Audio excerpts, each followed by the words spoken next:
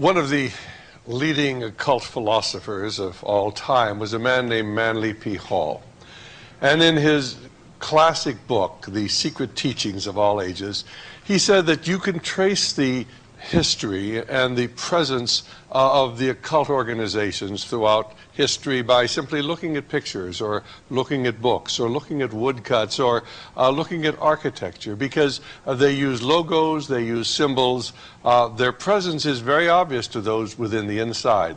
But tragically, most people, the average individual, has no knowledge of the presence of these dark and sinister spiritual forces. Now, I want to convince you of three things. The first is that an understanding of the forces that have shaped the events of the 20th century is predicated not upon facts to be learned, but rather upon secrets to be discovered.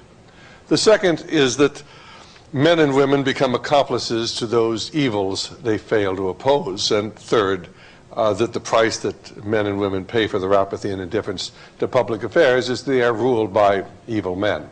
And I'd like to suggest today that we truly are ruled by evil men. Now, you'll be able to better understand the background of the history I'm about to tell you by reviewing three poems. The first was written by Albert Lord Tennyson in 1842. The second was written by Rudyard Kipling in 1902. And the third poem was written by James Russell Lowell in the 1840s or 1850s. Now, the first two poems and their significance are known to those people who work behind the scenes, but not to the average individual. When we talk about Tennyson, most people remember his wonderful poem, The Charge of the Light Brigade. Cannons to the right of them, cannons to the left of them, cannons before them volleyed and thundered, stormed by shot and shell, bravely they rode and well. Into the jaws of death, into the gates of hell, rode the 600. But the poem that shaped the events of the 20th century was called Locksley Hall. Now in my Encyclopedia Americana, they have a full page about a poem nobody ever heard of. But believe me, the people on the inside, those people who understand the unfolding of world events and are making them happen, understand the significance of this poem. And this is what Lord Tennyson wrote, what Alfred Lord Tennyson wrote. For I dipped into the future, far as any eye could see, saw a vision of the world and all the wonders that would be, heard the heavens filled with shouting and there rained a ghastly dew of the nation's airy navies grappling in the central blue, till the war drum throbbed no longer and the battle flags were furled in the Parliament of Man, the Federation of the World. And that's what it was about. This idea of the Parliament of Man, the Federation of the World, the establishment of a world government. Now, the ideas that Tennyson put forward in this poem captured the imagination of subsequent generations of people. One of them, of course, was a professor who would be teaching at Oxford University in 1870. His name was Professor John Ruskin. And, of course, this professor was a disciple of Plato, an avowed communist and socialist, and he thought this was a wonderful idea, and he passed this information on to many of his students. Students then were shaped the events that would occur in the early part of this century. Another man was a gentleman named Edward Bellamy. And Edward Bellamy wrote a book that was published in 1888 entitled Looking Backward. Now, this was a fascinating book because it was no sooner published than Bellamy clubs sprang up all over Great Britain and all over the United States, pushing the socialist utopia that he described. And basically, this is a story of an Englishman who fell asleep in 1888, I guess it was, and slept until the year 2000. He took a sedative. It was very effective. He woke up in the year 2000, and he described what the world would be like in that world that we are approaching, and approaching very, very rapidly. And he commented at that time that an American credit card will be just as good in Europe as gold once was. Now, remember, this was written 111 years ago today. At the present time, 111 years ago, Bellamy knew what the future held, Could you imagine people, even at the turn of the century or in the 50s, saying an American credit card will be just as good in Europe as gold once was? He described what had happened is that the corporations kept getting bigger and bigger and bigger, and the corporations began absorbing other corporations until there was just a great trust that ruled everything. The great trust and government, the great corporation and the government controlled everything and provided for every person from the cradle to the grave, and everybody was just so very, very happy. A wonderful utopian view of history. And of course, what Edward Bellamy wrote is, "For I dipped into the future far as any eye could see, saw a vision of the world and all the wonder there would be, till the war drum throbbed no longer and the battle flags were furled in the Parliament of Man and the Federation of the World." It was just 5 years after Bellamy wrote that when Andrew Carnegie published his book, Triumphant Democracy. Now, those of you who are victims of a liberal education, as I was, probably look upon Andrew Carnegie as a robber baron. But actually, he took the vast fortune that he'd accumulated when he sold U.S. Steel to J.P. Morgan, and he invested that in foundations and endowments which were to bear his name, to convert America from a free into a socialist society. And so there won't be any question when we talk about socialism. Socialism is a sincere, benevolent, idealistic concept by which the government provides for everybody, from each according to their ability to each according to their need, and regulates the lives of people. But in truth, socialism has to have force. Somebody's got to be in charge. And what happens is you replace a free society with a feudal society because everybody is controlled by government.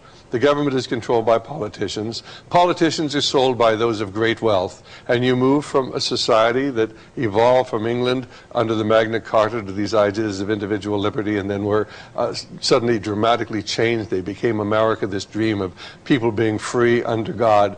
We destroy that concept and we supplant it with this idea of an all-powerful government that regulates people from the cradle to the grave. And so it was that Andrew Carnegie, in his book, Triumphant Democracy, wrote, and just look at the part that's underlined, where he says, "The Parliament of Man and the Federation of the World have already been hailed by the poet, but these mean a step much further in advance of the proposed reunion of Britain and America." And so this whole idea was to begin to unite the world in pursuit of this dream of world government. 151 years after Alfred Lord Tennyson wrote the poem Locksley Hall, this editorial appeared on the pages of the Wall Street Journal. It's written by Arthur Schlesinger. It's entitled Bye Bye Woodrow. And it's the idea that at that time there was opposition to going into NAFTA and the World Trade Organization. There were a lot of Americans who wanted to maintain our sovereignty as a nation. They didn't want to relinquish our sovereignty to this world government. And at the very end of this, Schlesinger writes this: "The world of law will not be attained by exhortation. Law requires enforcement. Let's not kid ourselves that we can have a new world order without paying for it with blood as well as with money. Maybe the cost of enforcements are too great. National interest, narrowly construed, may well be a safer rule. But let us recognize that we are surrendering a noble dream. Remember those lines of Tennyson that Churchill called the most wonderful of modern prophecies and that Harry Truman carried in his wallet throughout his life? For I dipped into the future, far as any eye could see, saw a vision of the world and all the wonder that would be, heard the heavens filled with shouting and the rain to ghastly dew of the nation's airy navies grappling in the central blue, till the war drum throbbed no longer and the battle flags were furled in the Parliament of Man, the Federation of the World." Now, if you read what Arthur Schlesinger Jr. has written, you'll notice he refers to Churchill. Churchill embraced this idea. Well, why did Churchill embrace this? Wasn't Churchill the great champion of the British Empire? And why did Harry Truman embrace this idea? Wasn't he dedicated to America? And then if you go back and you remember what happened during Harry Truman's administration, why Eastern Europe went communist. Now everybody wants to say, oh, well, that was FDR, the agreements he made with Stalin, but Harry Truman said it best when he said the buck stops here. The buck stops with the president. And it happened on his watch, and he could have stopped it. But under his watch, we turned Eastern Europe over to the communists at the end of the Second World War. And then, of course, we turned China over to the communists. And what most people have forgotten is how the communists happened to take China. Well, in 1948, 47, and 49, there was a policy in our State Department to do everything they could to undercut General Chiang Kai-shek, who led the nationalist government, and bring communism to power.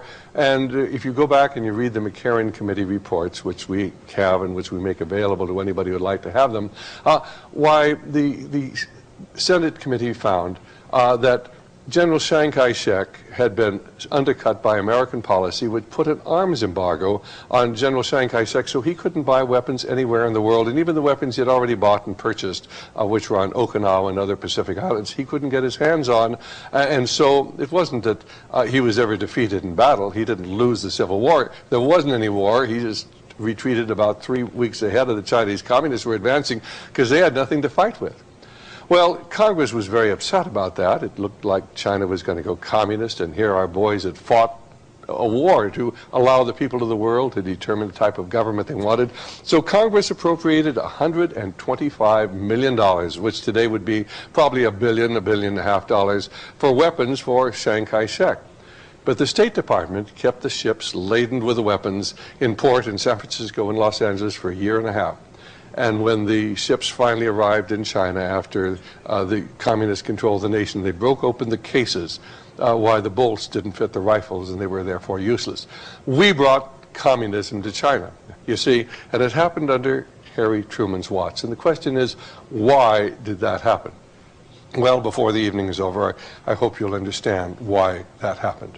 Because there are people who have a different vision of the world than you and I.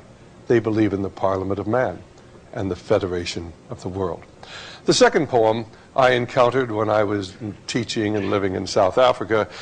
That time my son was attending the University of Cape Town Medical School, and I went down to visit him, and I noticed up on the hillside at the base of Table Mountain, that great flat-top mountain that towers over Cape Town, a monument. I'd never seen it before, and so we decided to walk up and see what it was. It looked like a small replica of the Lincoln Memorial with the vertical pillars and a flat top, but of course this was not in marble, it was in gray granite. And we trudged up the long, dusty path and came to the base of the stairs leading up to the monument itself. And on either side are these great granite lions guarding the entranceway. And you get inside past the pillars, and there's nothing there but a great pedestal. And on top of the pedestal, the bust of a man about twice life size, with a stern look on his face and hollowed-out eyes that follow you wherever you move, for you've dared to enter his sanctuary. But engraved in the granite on the pedestal beneath the bust are these words: "The intense and brooding spirit still shall quicken and control. Living, he was the land, and dead, his soul shall be her soul." And, of course, you have to understand that that was the eulogy that was read at Cecil John Rhodes' funeral in 1902. It was written by Rudyard Kipling, his close friend and associate. And what most people do not understand is that to quicken is to come back to life after death. And Cecil Rhodes still lives on. His shadow hangs long over Africa and Europe. And the movement that he began dominates the country in which you live today. Because Cecil Rhodes had a dream of the Parliament of Man, the Federation of the World, of creating a secret society that would one day bring about a world government. And so he left his great fortune to two purposes. One was to the secret society, and the other was to something known as the Rhodes Scholarships. Now, it is not simply coincidence that our President Clinton, happens to be a Rhodes Scholar, that the Supreme Allied Commander of Europe, General Wesley Clark, happens to be a Rhodes Scholar, that the Deputy Secretary of State Strobe Talbot is a Rhodes Scholar. In fact, Rhodes Scholars are at every level of our government. They're working within our major banks, our industries. They're the presidents, not teaching at our colleges. They're the presidents of our colleges, because the men who were taken from the United States and from Europe and from the various British colonies and sent to Oxford for our Rhodes Scholarships are there indoctrinated in these ideas of world government, indoctrinated in the idea that we really need an elite to rule the world, because you common people are incapable of governing yourselves. And after 3 years there, as their faith in God is undermined and replaced with this belief in this new spirituality, they return to America.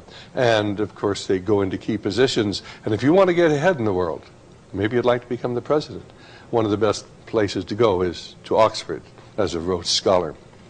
Now, the third poem was written by James Russell Lowell, describing that age-old controversy that has been with us since the dawn of mankind, that struggle between good and evil. And this is what James Russell Lowell wrote. Once to every man and nation comes the moment to decide, in that strife of truth with falsehood for the good or evil side. Then it is the brave man chooses, while the coward stands aside, until the multitudes make virtue of the faith they have denied.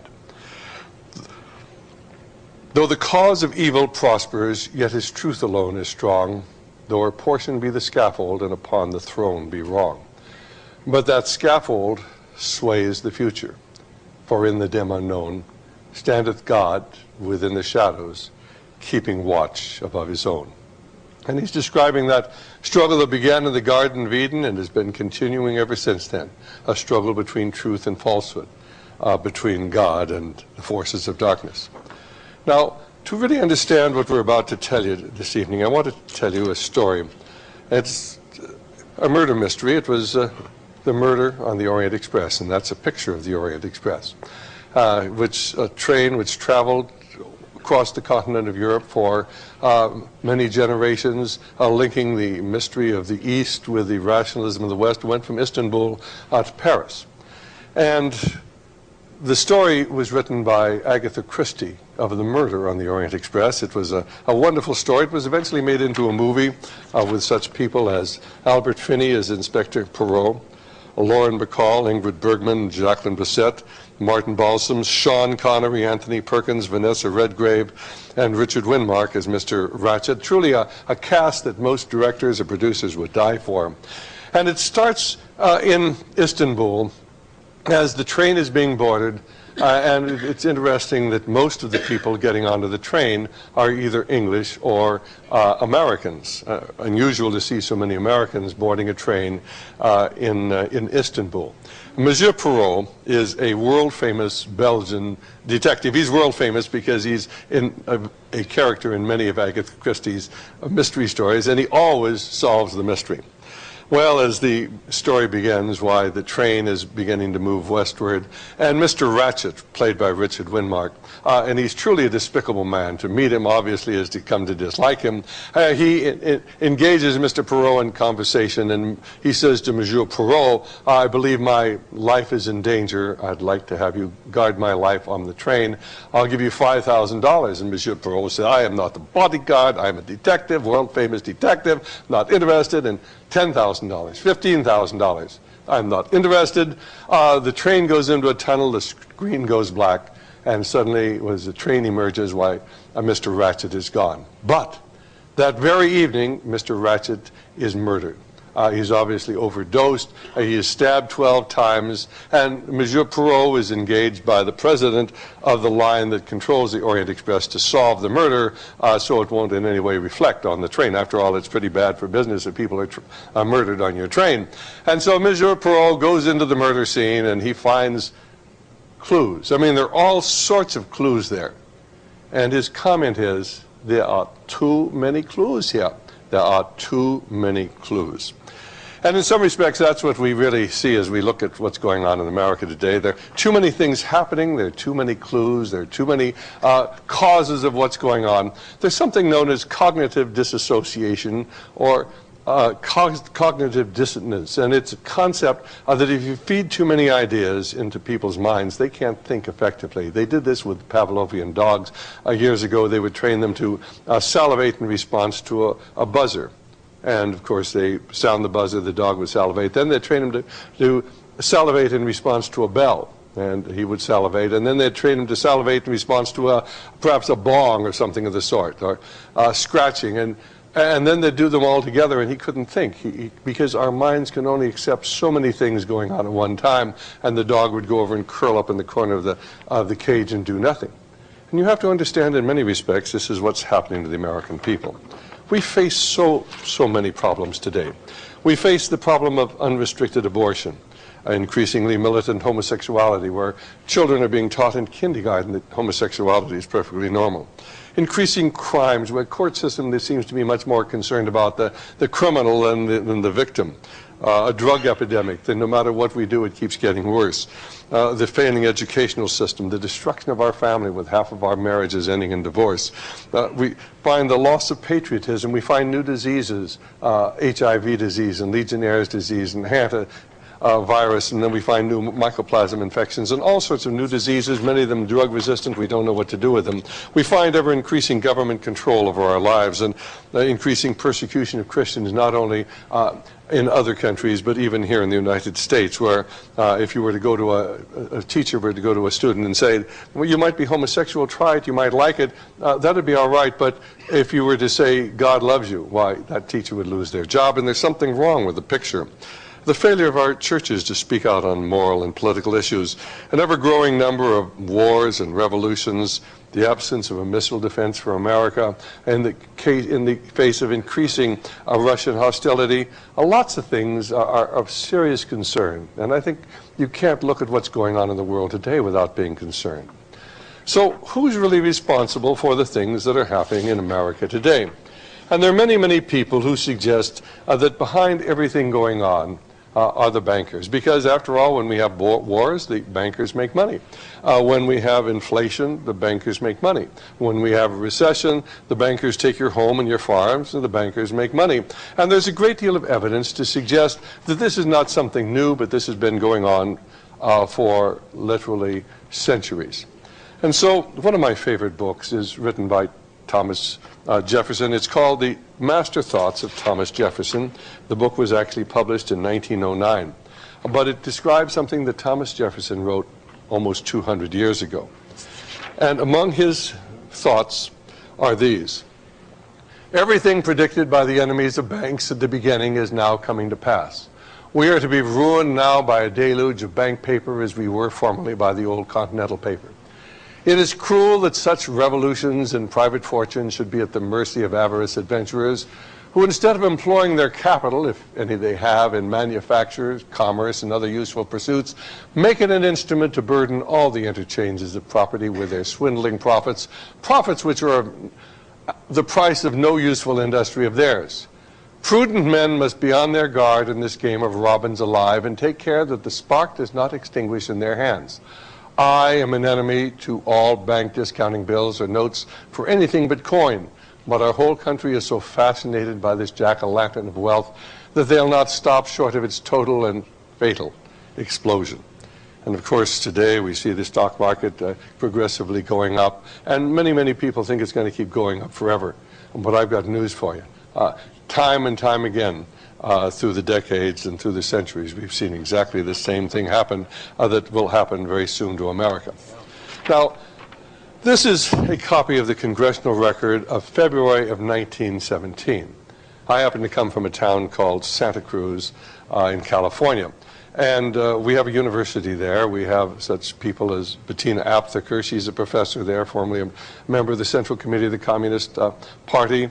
Her father, Herbert Aptheker, was the chief theoretician of the Communist Party, and she herself had organized the free speech movement in Berkeley in 1964. We have Angela Davis there. We even gave a PhD to Huey Newton, the leader of the Black Panthers, shortly before he died in a drug deal. But the advantage of having a university in your community is that you can get the books and you can get the congressional records there that are readily available or not available to most people. So this is taken from the congressional record of February of 1917, which we got at our university library. Congressman Callaway is writing about what is going on in America in February of 1917, just 2 months before we enter the war in Europe.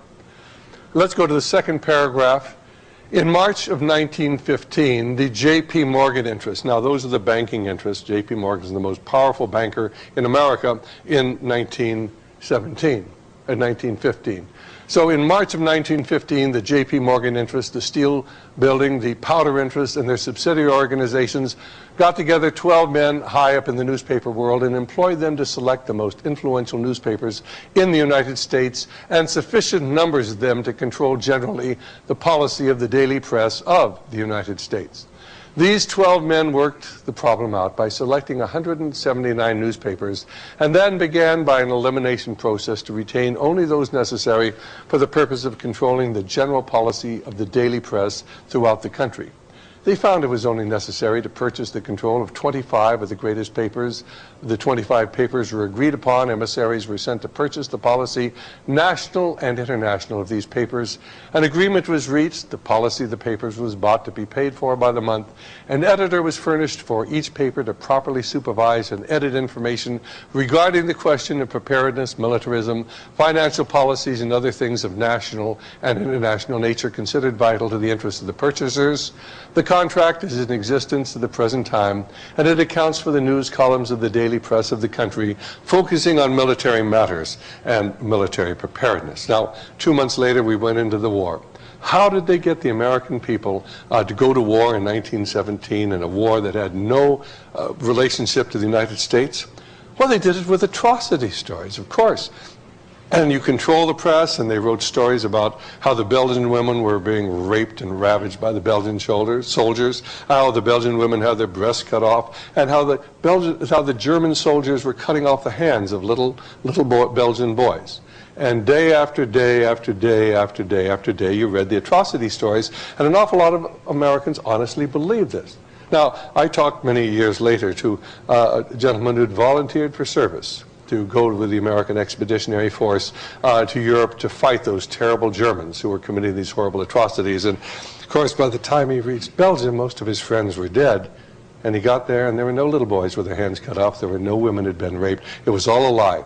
But a lie told convincingly enough and often enough is believed. And J.P. Morgan and their control of the media convinced the entire American public that a lie was truth. Many times there are atrocities, and we just never hear about them. Most of you may very well remember when we were going into Desert Storm, because, of course, the Iraqis had moved into Kuwait, and the stories about those wicked Iraqi soldiers who went into the hospital in Kuwait City and took the little babies out of their bassinets and threw them on the ground and bayoneted them. I don't know how many of you remember those stories, but this was in the press at that time. There wasn't any truth to it. But they made it up, it became the reality of the American people, and it somehow justified our getting involved in Desert Storm. One of the other interesting things that we find about bankers is a letter I found in Colonel House's papers when I went back to Yale University in 1980. And Colonel House's papers are at Yale University. Now, Colonel Edward Mandell House is one of the most important individuals of the 20th century, probably the single most important American of the 20th century. And you'll learn a lot more about him as we progress through the evening. But this letter was written by Franklin Delano Roosevelt on White House stationery to Colonel House. And on the second page, written in November of 1933, why President Roosevelt wrote, "I had a nice talk with Jack Morgan the other day." Now, that's the son of J.P. Morgan. He's now dead. And then he goes on to say, "The real truth of the matter is, as you and I know, that a financial element in the larger centers has owned the government ever since the days of Andrew Jackson, and I'm not wholly accepting the administration of W.W." That's Woodrow Wilson. So the president is writing to Colonel House saying the bankers have controlled America for going back to Andrew Jackson. That would be about 1832 when Andrew Jackson came into the presidency, and this was written in November of 1933.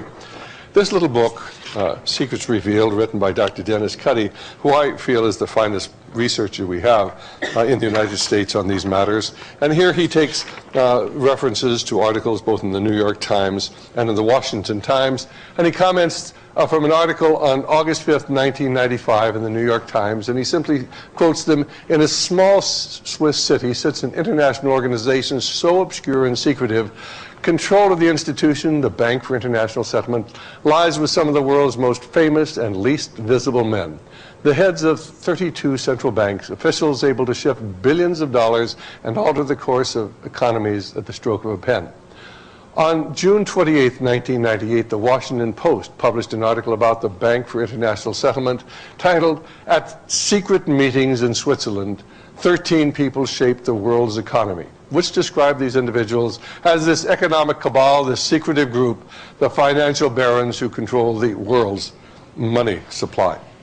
And there is a great deal of evidence to suggest that the force behind everything going on in the world today is indeed the bankers.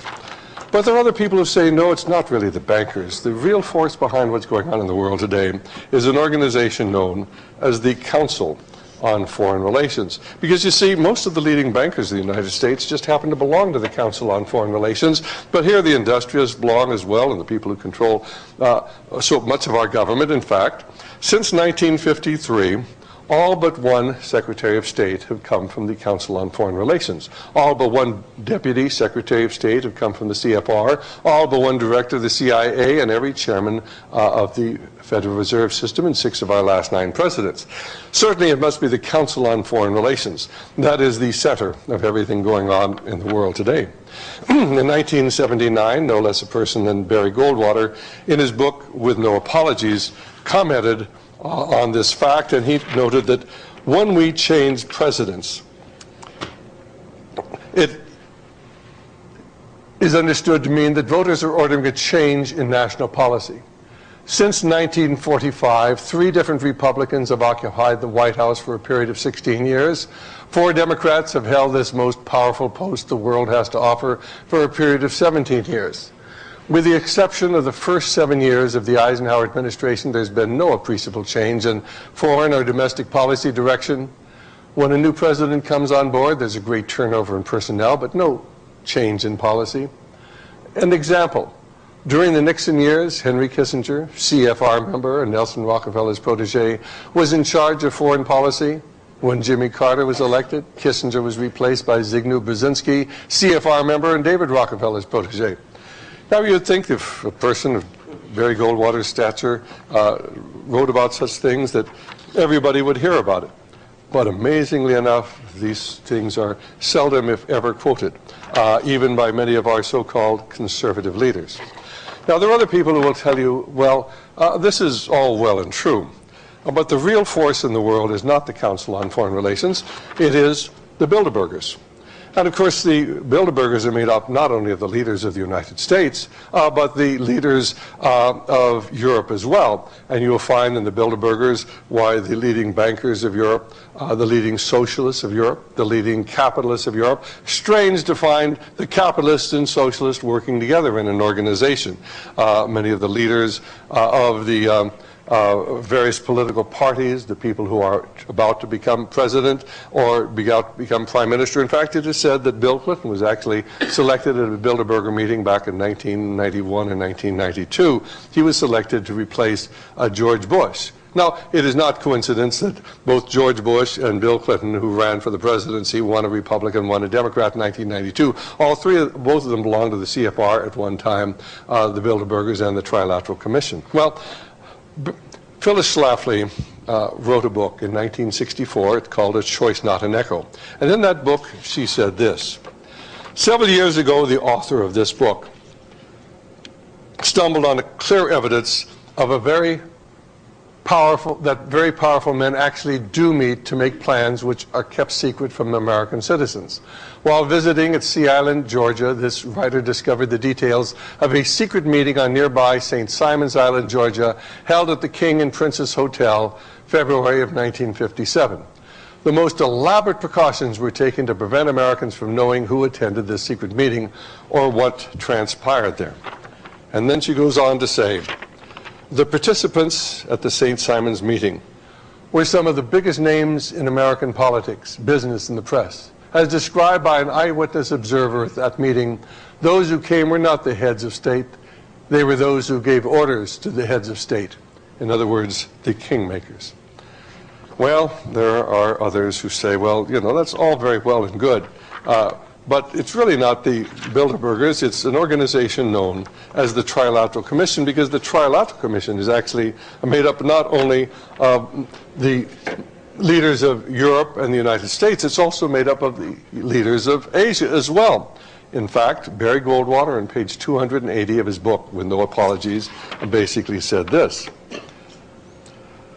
He's talking about the implications of Governor Rockefeller's presentation have become concrete proposals advanced by David Rockefeller's newest international cabal. A cabal is sort of a secret organization of the Trilateral Commission. Whereas the Council on Foreign Relations is distinctly national in membership, the Trilateral Commission is international. Representation is allocated equally to Western Europe, Japan, and the United States. It is intended to be the vehicle for multinational consolidation of commercial and banking interests by seizing control of the political government of the United States. Let me read what Barry Goldwater said again. It is intended to be the vehicle for multinational consolidation of the commercial and banking interests. In other words, all throughout the world, they're going to seize banking and commercial interests, but they're going to do it by seizing control of the political government of the United States. Well, that's a pretty strong statement. You would think that people would be talking about that. Anybody want to seize control of this political government of the United States? That suggests they really want a dictatorship, or maybe they already have a dictatorship.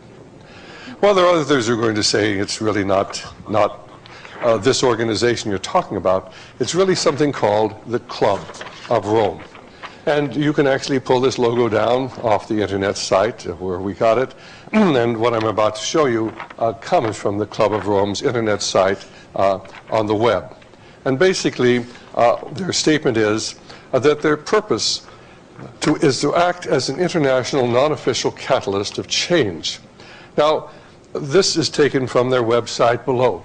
Another new development was the decision to invite prominent world figures who share the club's concern to become honorary members, although their positions may prevent them from taking a public stance, as in the case of the Queen of the Netherlands or the King and Queen of Spain. They can and do give valued moral support. Among the others are former President Gorbachev, former President Richard von Weizsäcker of Germany, the first president of newly democratic Czechoslovakia, Václav Havel, the president of Hungary, the president of Argentina, etc., etc. Here, some of the most wealthy and powerful men in the world meet to plan the future. Among the leaders of the Club of Rome is a man named Maurice Strong. Now, those of you who have studied this will well recognize that Maurice Strong is one of the most powerful men in the world, but he's always working within the shadows. A man who never graduated from high school, and yet by the time he was 21 had a very important position in international finance.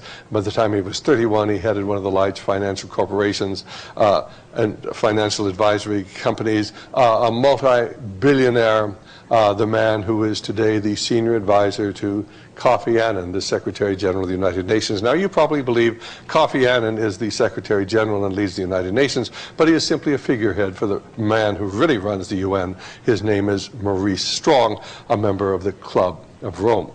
And Maurice Strong, of course, it was the first Secretary General of the First Earth Summit in 1972, the second Secretary General of the Earth Summit in 1992, and the Secretary General of the Third Earth Summit in 1997.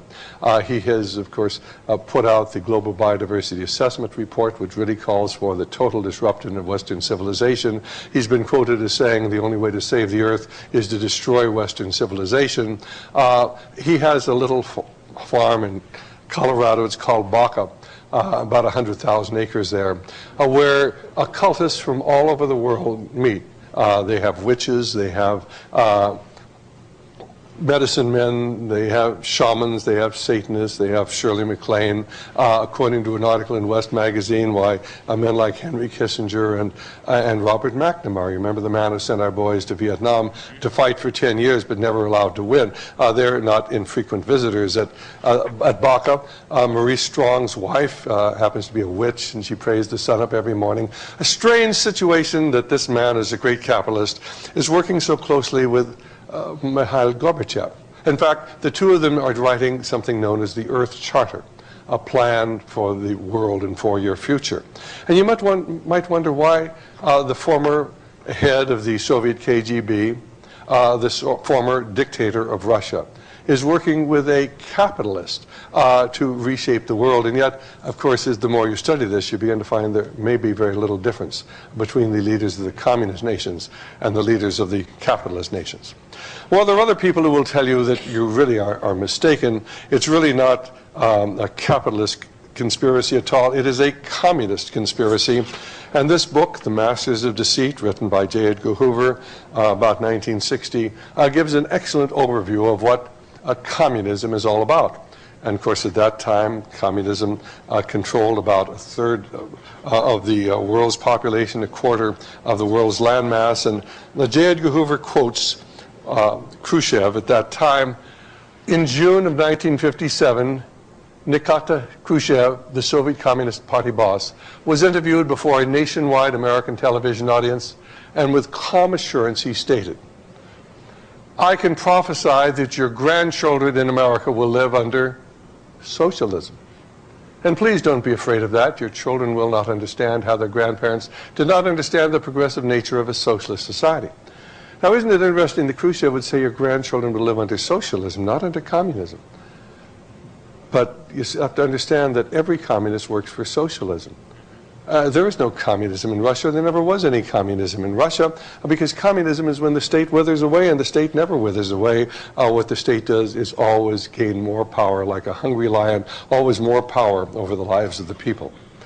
Now, perhaps to better understand what we're speaking about, I'd like to tell you about a book called New Lies for Old.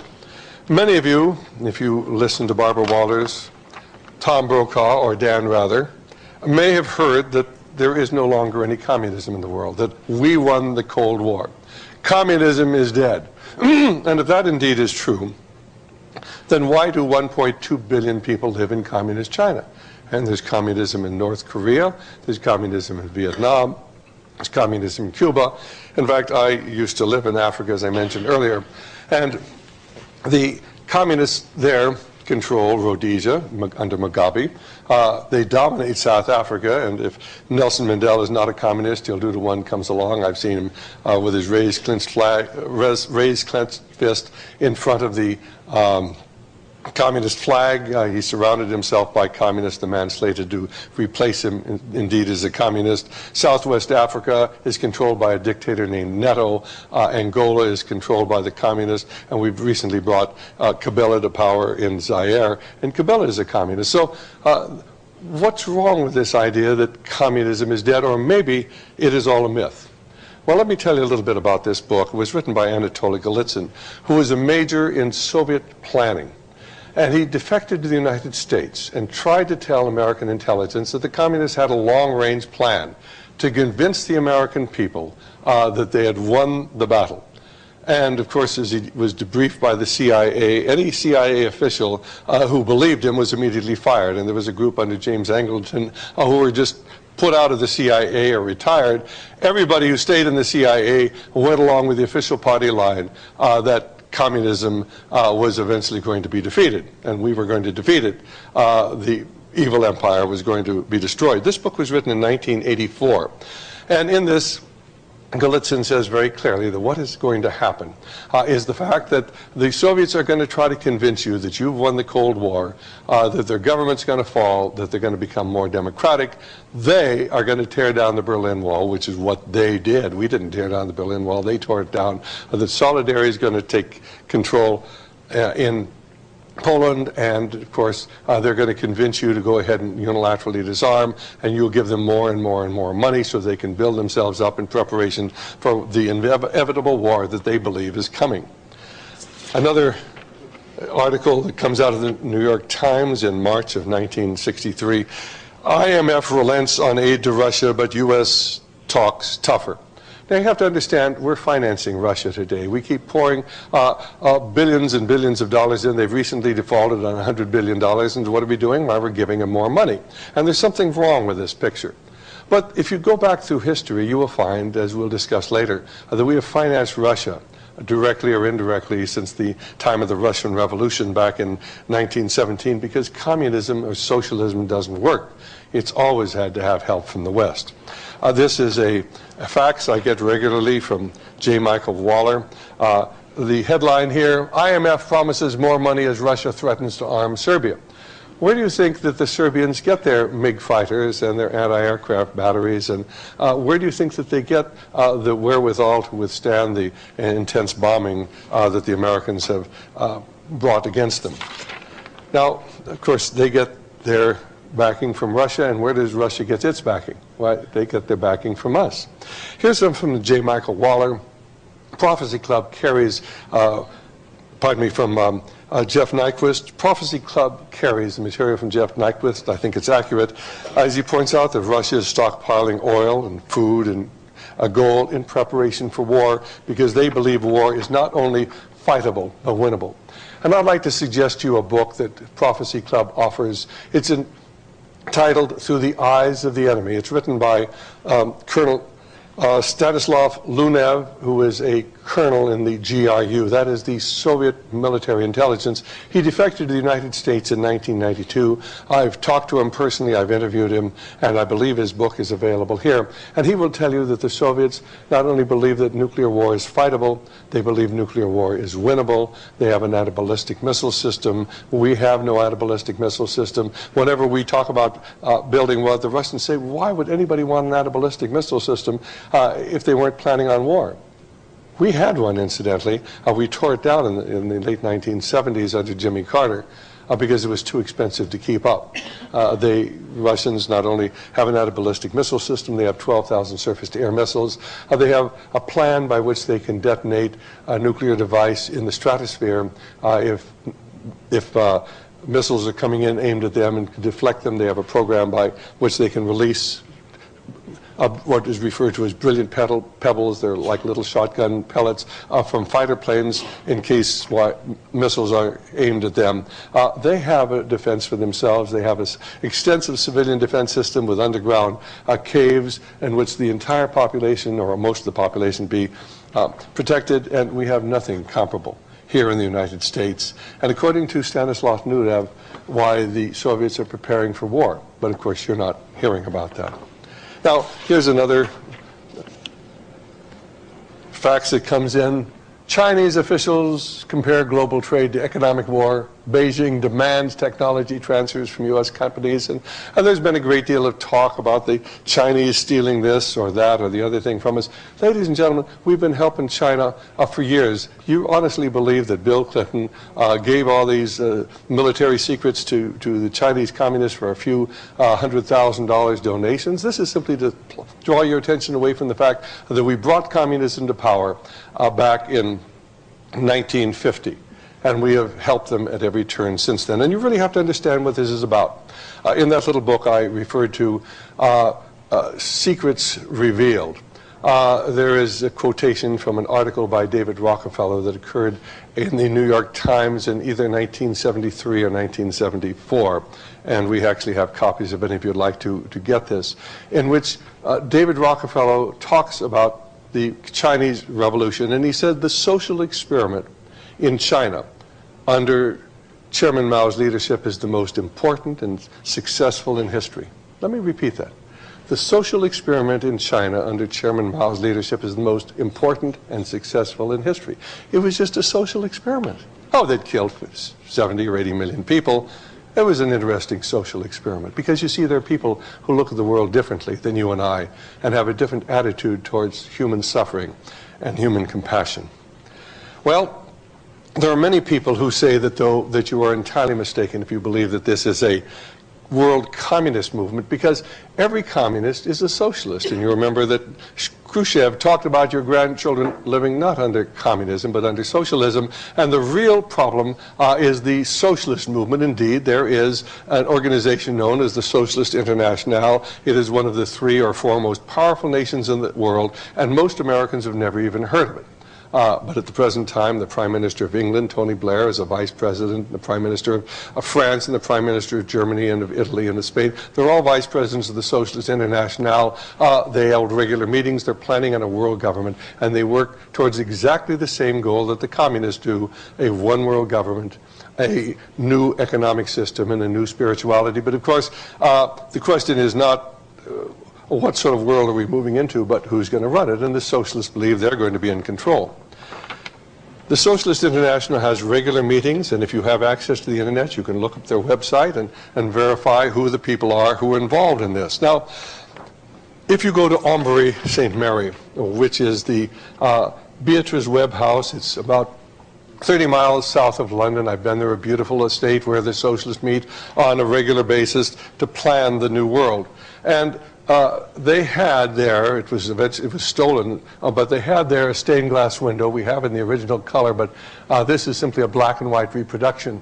And this is where you can see their coat of arms. Their coat of arms, you'll see between the 2 men on the right, is a wolf dressed in sheep's clothing, because everything is deception. You see, FS for Fabian socialism, the use of deception to fool the world. On the right, you see George Bernard Shaw, and then just a little to the left, you see Sidney Webb. Each one of them holding a hammer. Shaw is holding the world on an anvil. The caption above, remold it nearer to the heart's desire.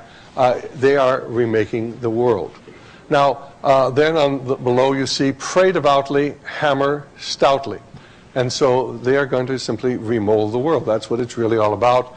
And below you see all of these men kneeling before a list of books, among are Plato's writings, and the great philosophers, because these men worship reason rather than God. And on the left you see H.G. Wells thumbing his nose at everything going on.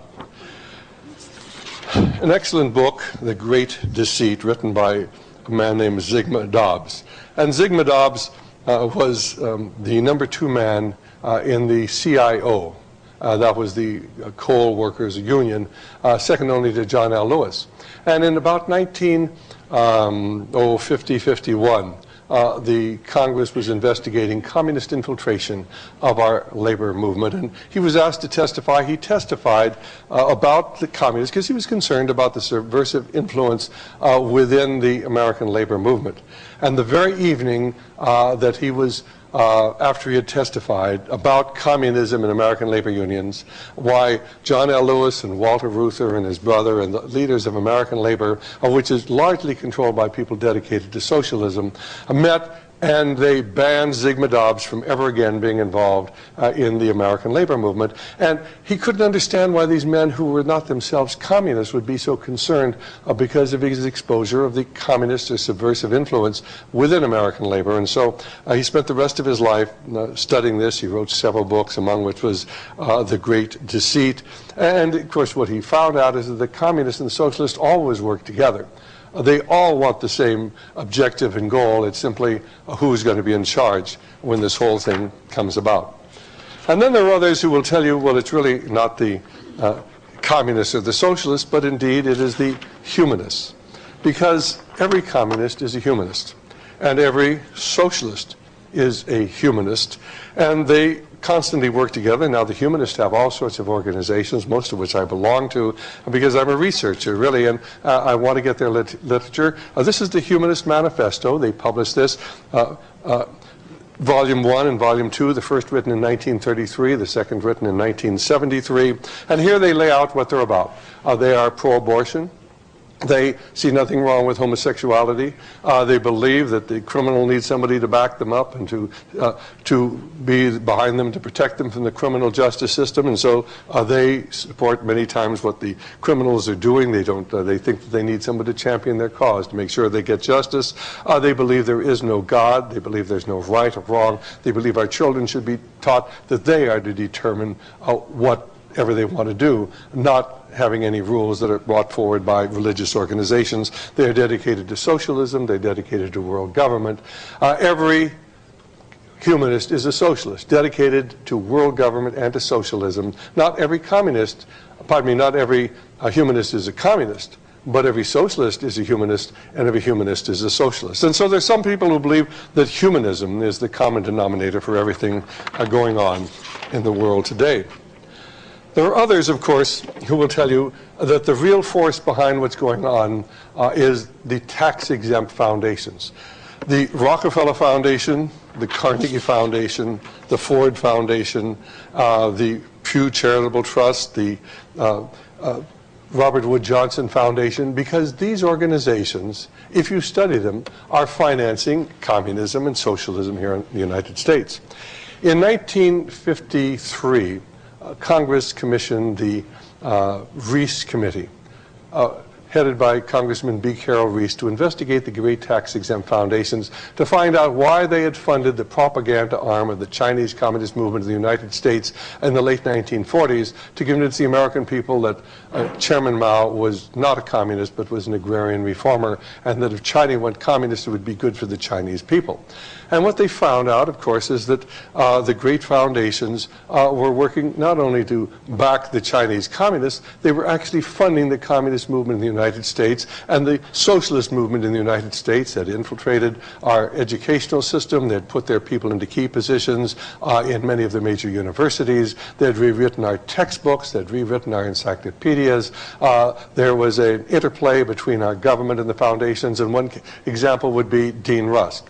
Dean Rusk just happened to be a Rhodes Scholar who worked for the Rockefeller Foundation, who went into the State Department as Undersecretary of State for Far Eastern Affairs, worked there to bring communism to China, and then, of course, to get us into the Korean War, which was to take our attention off of the tragedy of what had happened in China. And then Dean Rusk left the government and went back to the Rockefeller Foundation, now as the president.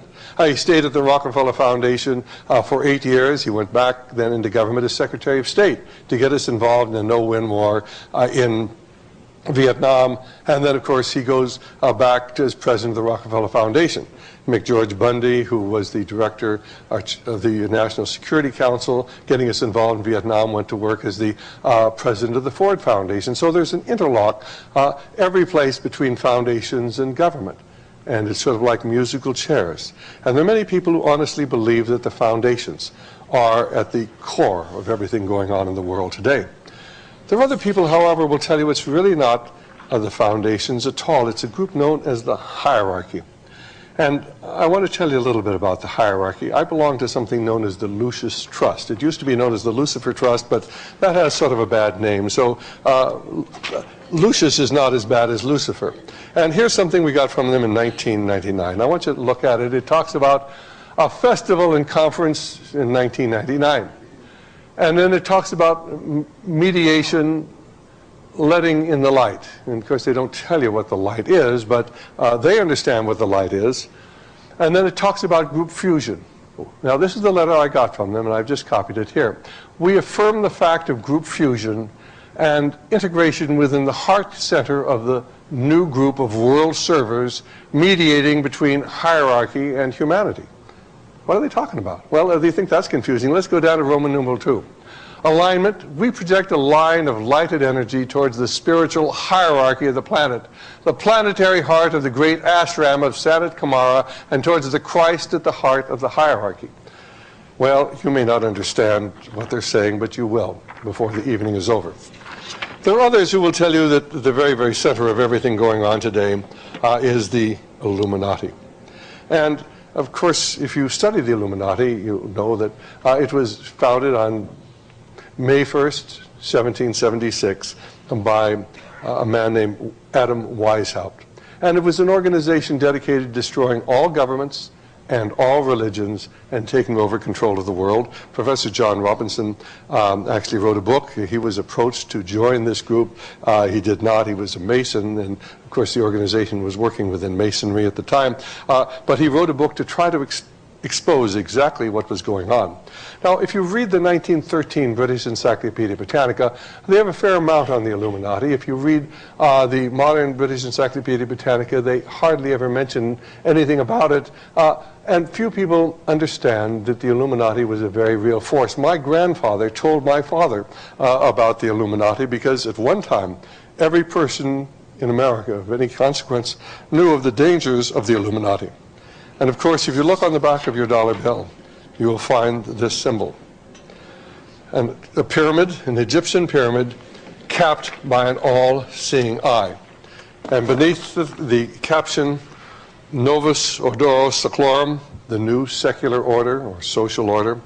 And then you'll see the Roman numerals there at the base of the pyramid, 1776. And of course, the people who believe this is the symbol of the Illuminati will tell you that refers to the date that the Illuminati was founded, May 1st, 1776, not to the 1776 July 4th, when America was formed as an independent state. So many, many people will tell you this is the symbol of the Illuminati.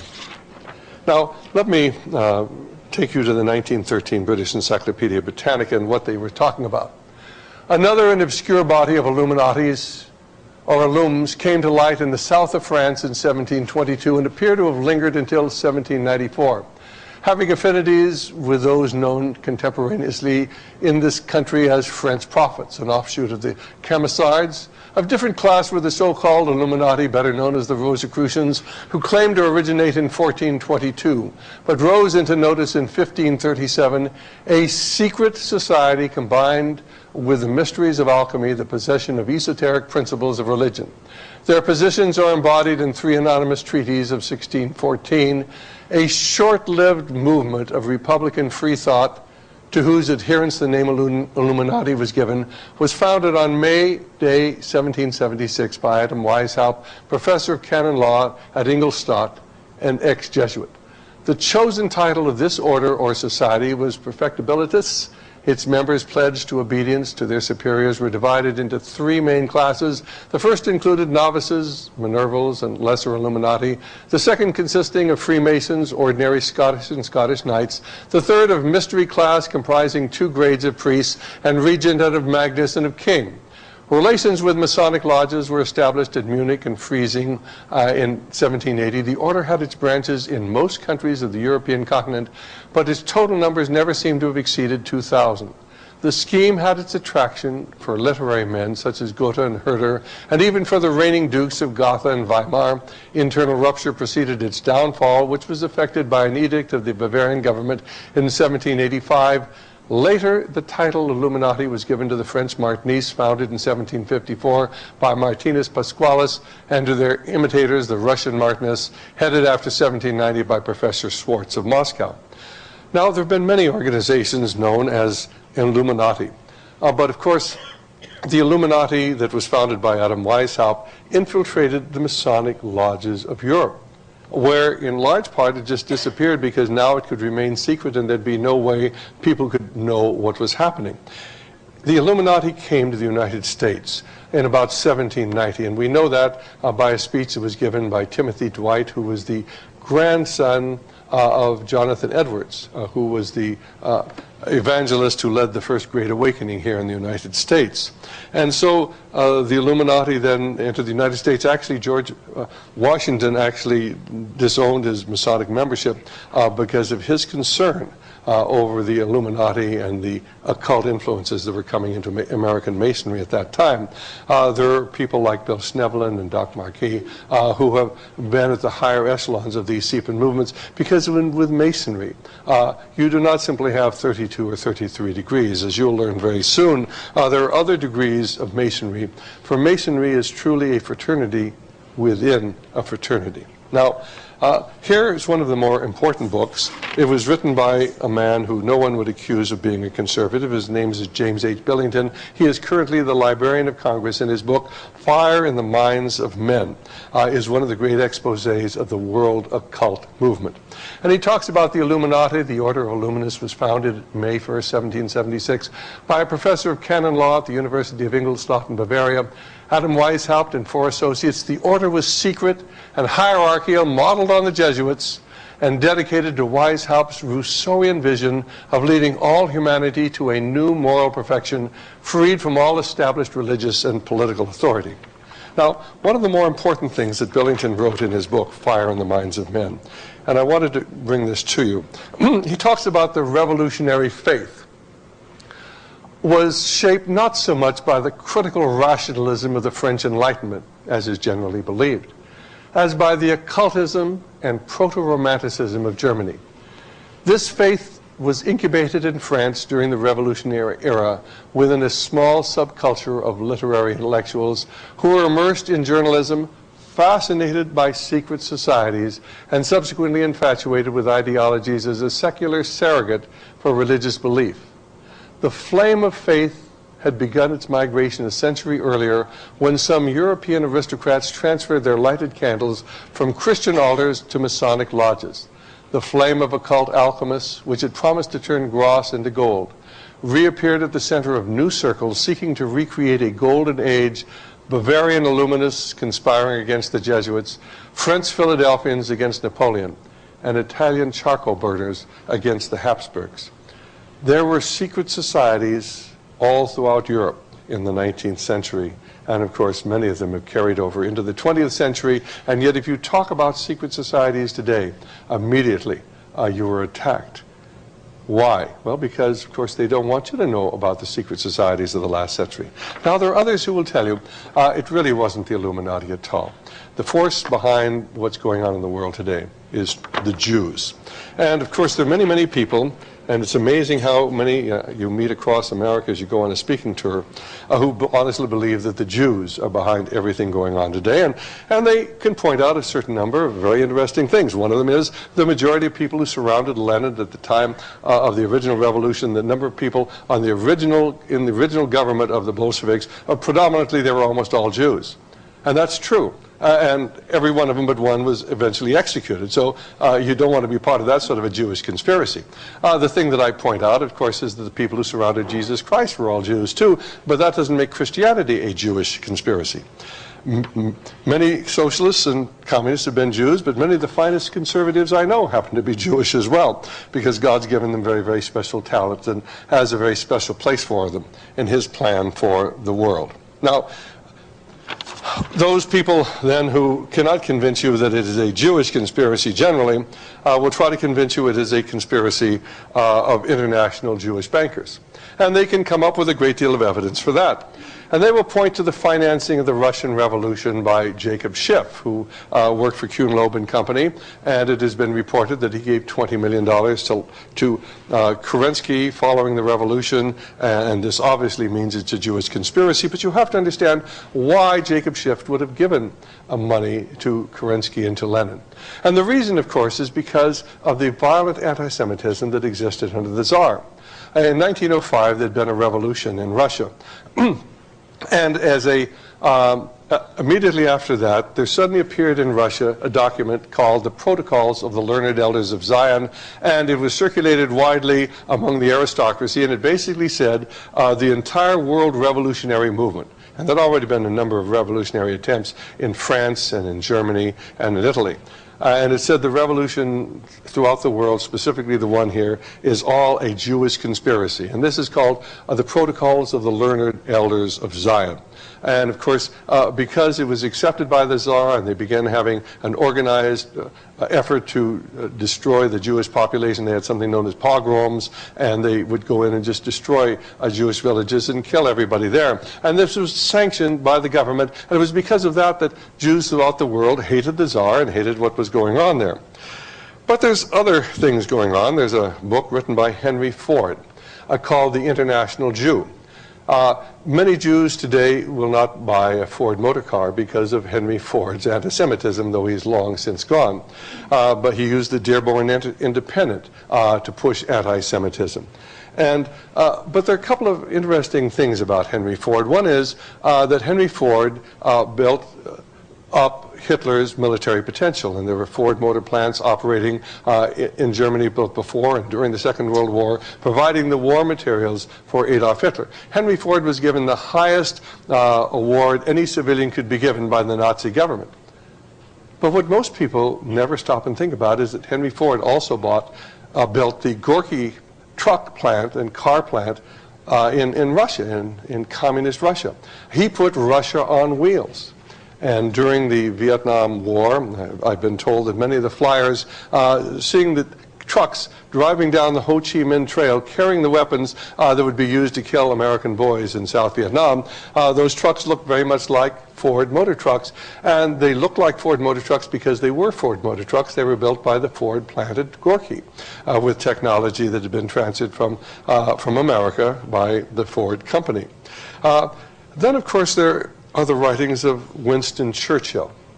Now, Winston Churchill has always had a good press, or almost always had a good press, and yet during the 1920s in the London Times, he wrote a great deal of anti-Semitic material claiming that the Bolshevik Revolution was entirely a Zionist revolution, pointing to the Jews as being responsible for all the troubles of Europe, troubles that threatened to spread to the West. Winston Churchill, you remember we talked about in our opening remarks. He thought that those lines of Tennyson were the most noble ever written. You remember, the Parliament of Man, the Federation of the World. And Winston Churchill, to understand what's going on today, is to understand Winston Churchill. Most of you who've probably never studied the history of the First World War don't remember Gallipoli. But Gallipoli was in Asia Minor, and Winston Churchill was the Lord of the Admiralty of Great Britain, and he ordered an attack on Gallipoli. Now, it was a strip of land adjacent to the mountains, and had the British Expeditionary Force ever gotten off the beaches, they never could have done anything because there was nothing behind them but mountains. You could never have gotten through them. And yet, he ordered this. The men were put ashore. 150,000 British soldiers died or were wounded at Gallipoli. 150,000 Turks were wounded at Gallipoli. A senseless slaughter of human life, and many people for some years after the First World War remembered. That was Winston Churchill. Winston Churchill had insisted on it, one of the great military disasters of all time. One of the people I really enjoyed meeting in my 37 years I've been involved in researching what's going on was General Albert Wedemeyer. General Wedemeyer was a four-star Marine general. Perhaps some of you remember that wonderful docudrama, Herman Wouk's The Winds of War. How many of you remember that?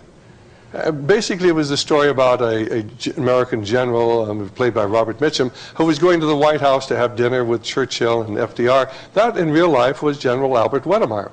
He was the chief planner for the American military, for the American Army, in the years leading up to and at the beginning of the Second World War. And I spent several weekends with him, a great deal of time.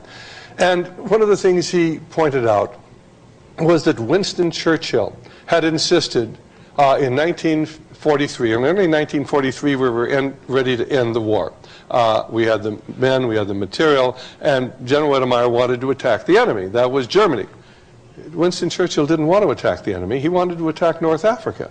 And, of course, they had a marked disagreement over this, and Winston Churchill prevailed upon Roosevelt to send General Wedemeyer off to India to be banished because he wouldn't go along with the idea of invading North Africa, which accomplished absolutely nothing other than to kill a lot of people, bypass North Africa, go after the enemy. And then after we attacked North Africa, we attacked Sicily. And then after we attacked Sicily, we attacked Anzio. And then we fought up the little narrow boot of Italy where we could never possibly make a breakout, losing, tens of thousands, hundreds of thousands of men.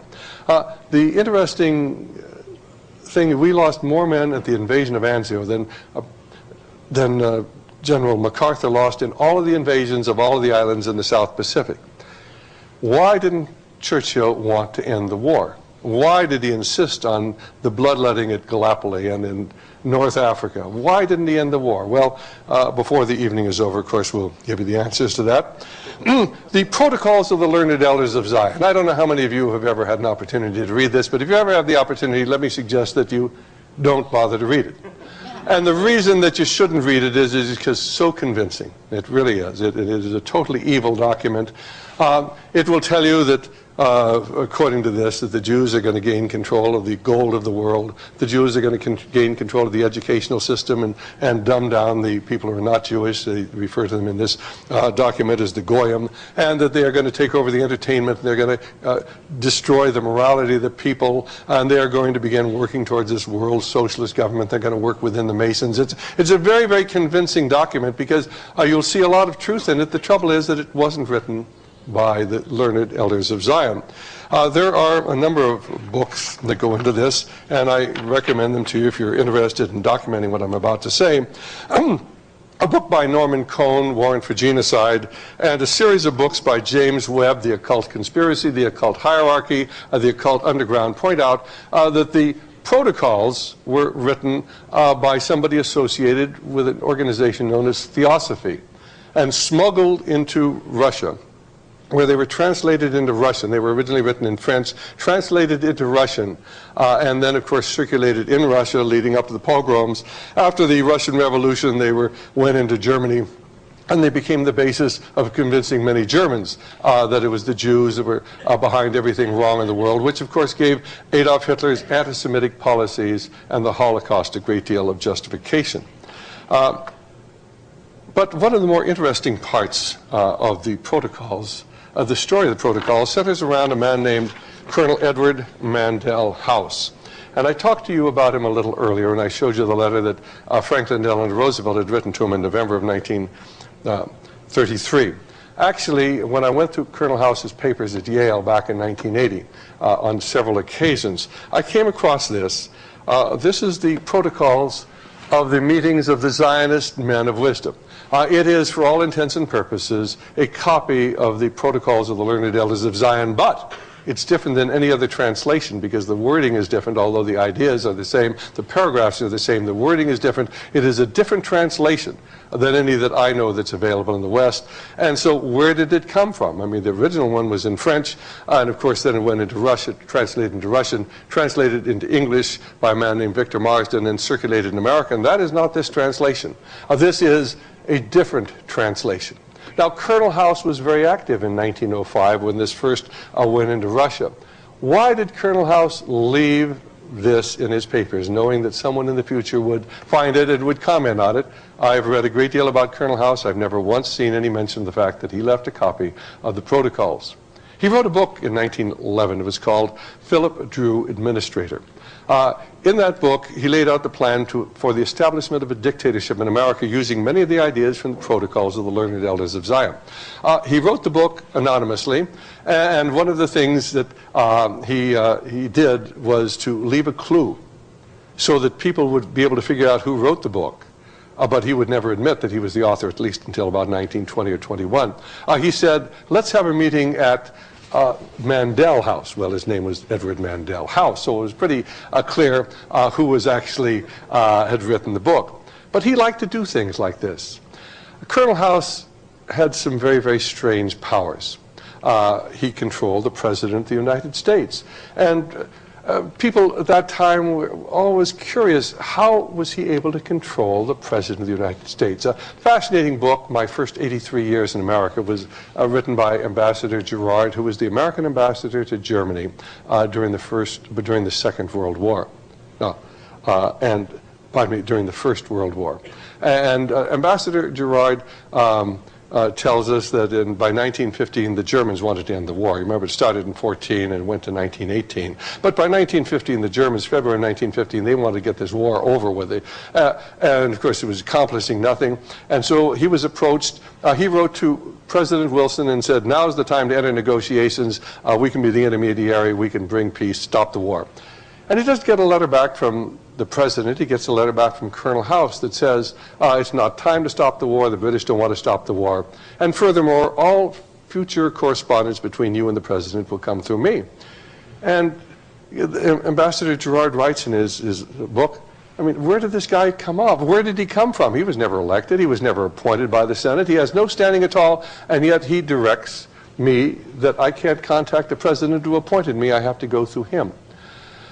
Colonel House and some of the books written at that time would go into a room and talk to people, and he'd maybe fix somebody and he'd begin talking to them, and after he had left, an idea would come into their mind, and that idea they'd think would be their own, and they'd begin acting on it, never realizing that it was Colonel House's idea. And the man who commented that never understood how this had come about. One of the more interesting things about Colonel House is his diary, and the reason I went to Yale is because I wanted to read his diary, and I had read all of the summaries of the diary, 4 volumes. I have the Intimate Papers of Colonel House, written by Charles Seymour, but I was reading things that other people had written that had come from the diary that weren't included in what was available at that time for the diary in 1980. And so I went to Yale University and found out that the diary had been given to Yale in 1923. It had been covered a period from about, perhaps 1911 to 1923 on almost a daily basis. Colonel House kept this diary, and then he had a proviso that it would not be available for public scrutiny until 50 years had passed. So that was 1973, 1923, 1973 would be available. Immediately it was bought up by Times Mirror Company and copyrighted so it could be published, and then never published. And to this very day, it's never been published. When I was there in 1923, they allowed me to copy it because they were sure that it was going to be available, and printed at any time. Although they were going to put it on microfiche, and I don't know how many books you've ever read on microfiche, which is little transparencies you flash up on a screen.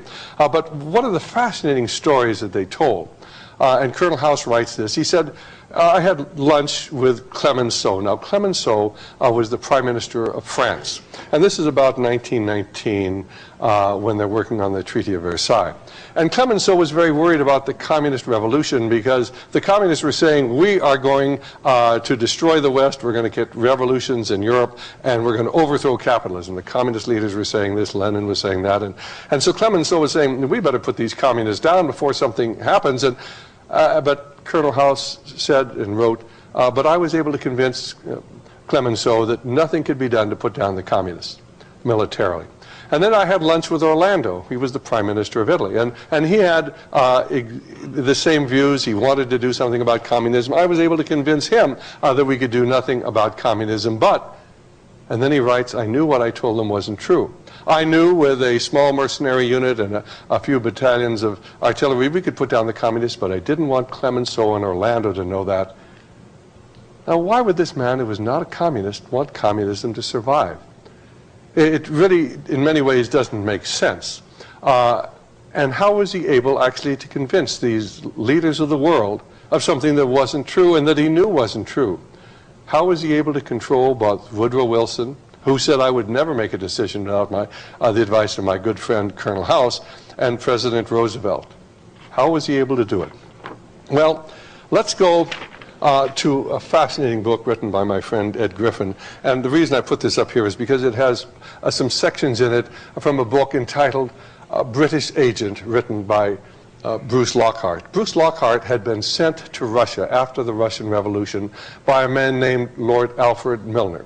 Now, remember I told you earlier that Cecil Rhodes had left his vast fortune he'd accumulated by taking control of the diamonds and the gold mines of South Africa, and leaving it for a purpose, 2 purposes. One, a secret society, and the other for the Rhodes Scholarships, the Rhodes Trust.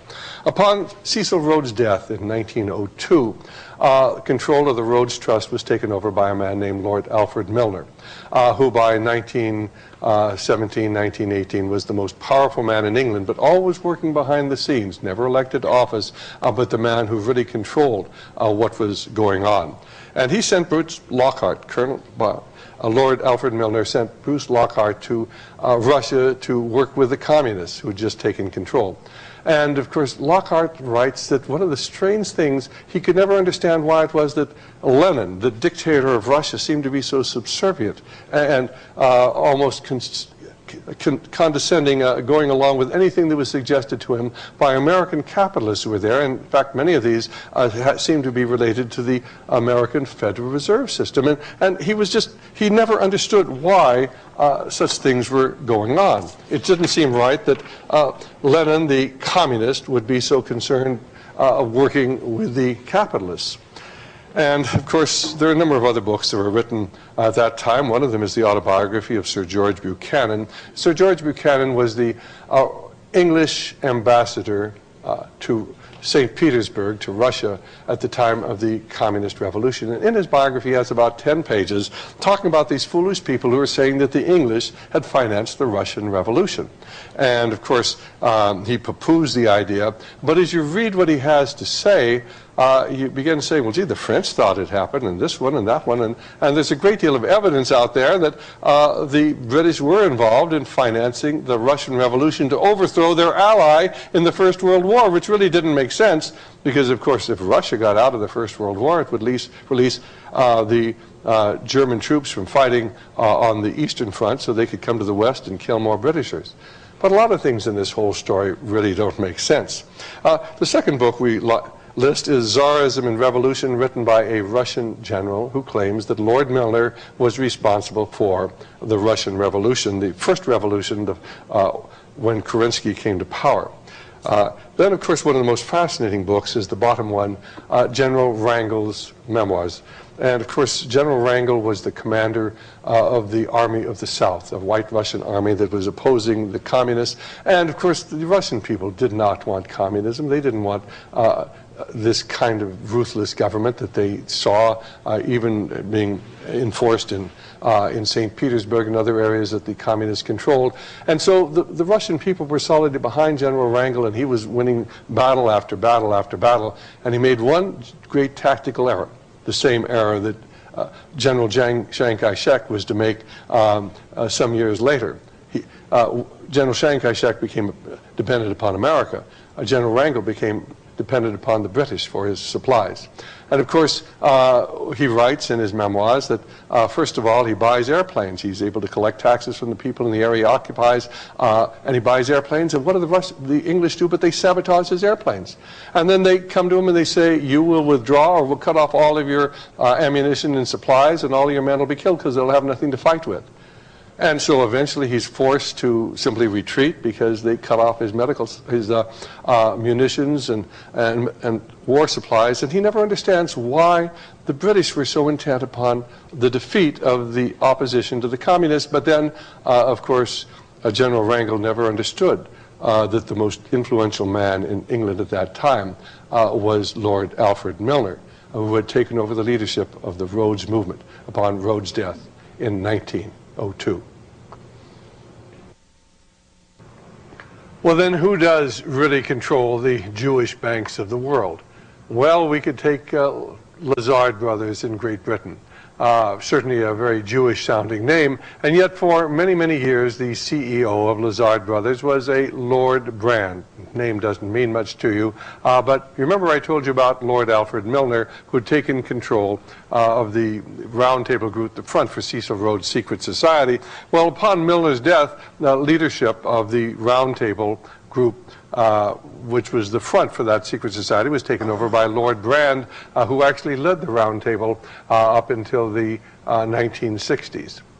We have here in the United States Lazard Brothers, certainly a very Jewish-sounding bank, and yet, pardon me, Lehman Brothers here in the United States, and yet for many years, Lehman Brothers was headed by a Greek named Pete Peterson, who just happened to be the director of the Council on Foreign Relations. And of course, the Goldman Sachs here in the United States, Goldman Sachs right at the present time has 5 Rhodes Scholars in key positions in banking. So much of what you have heard about the Jewish influence in banking really is not so. Now, there are many, many people, of course, who will try to convince you that the real culprit is the Catholic Church, specifically the Jesuits. And they will suggest that the Jesuits operate as a secret society, and it is the Jesuits' influence in South America that has led to the liberation theology and many of the revolutions there. And they're firmly convinced the Catholics are behind everything going on, or if not the Catholics as a whole, then the Knights of Malta, which is a rather secretive group made up of Catholic males.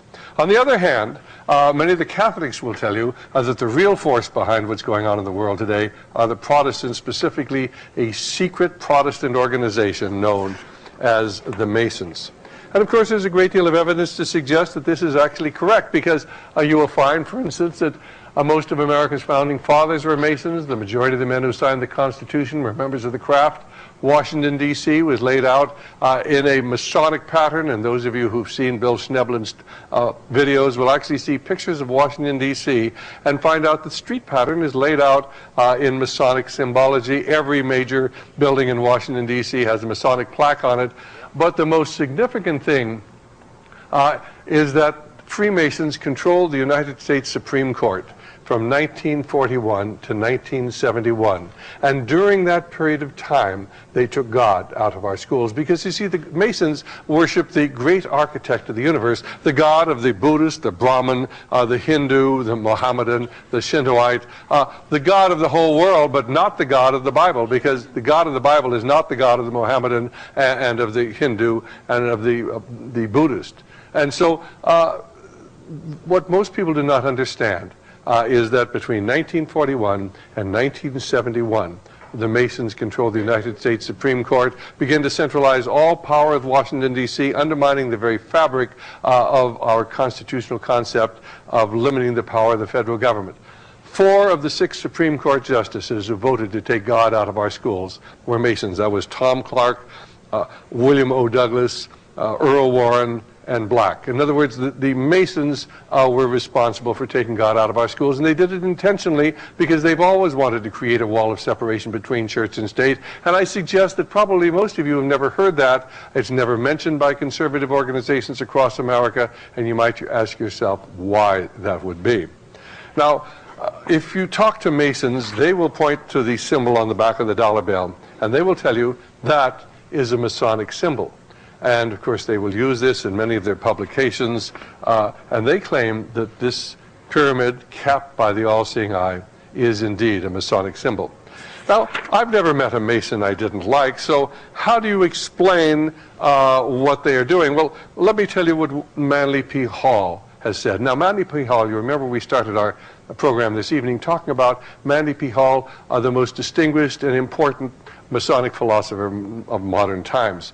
And in his book, The Lectures on Ancient Philosophy, written in 1929, he said this: Freemasonry is a fraternity within a fraternity, an outer organization concealing an inner brotherhood of the elect. It's necessary to establish the existence of these 2 separate yet independent orders, the one visible, the other invisible. The visible society is a splendid camaraderie of free and accepted men enjoined to devote themselves to ethical, educational, fraternal, patriotic, and humanitarian concerns. But the invisible society is a secret and most august fraternity, whose members are dedicated to the service of the mysterious arcandrum, a secret or mystery.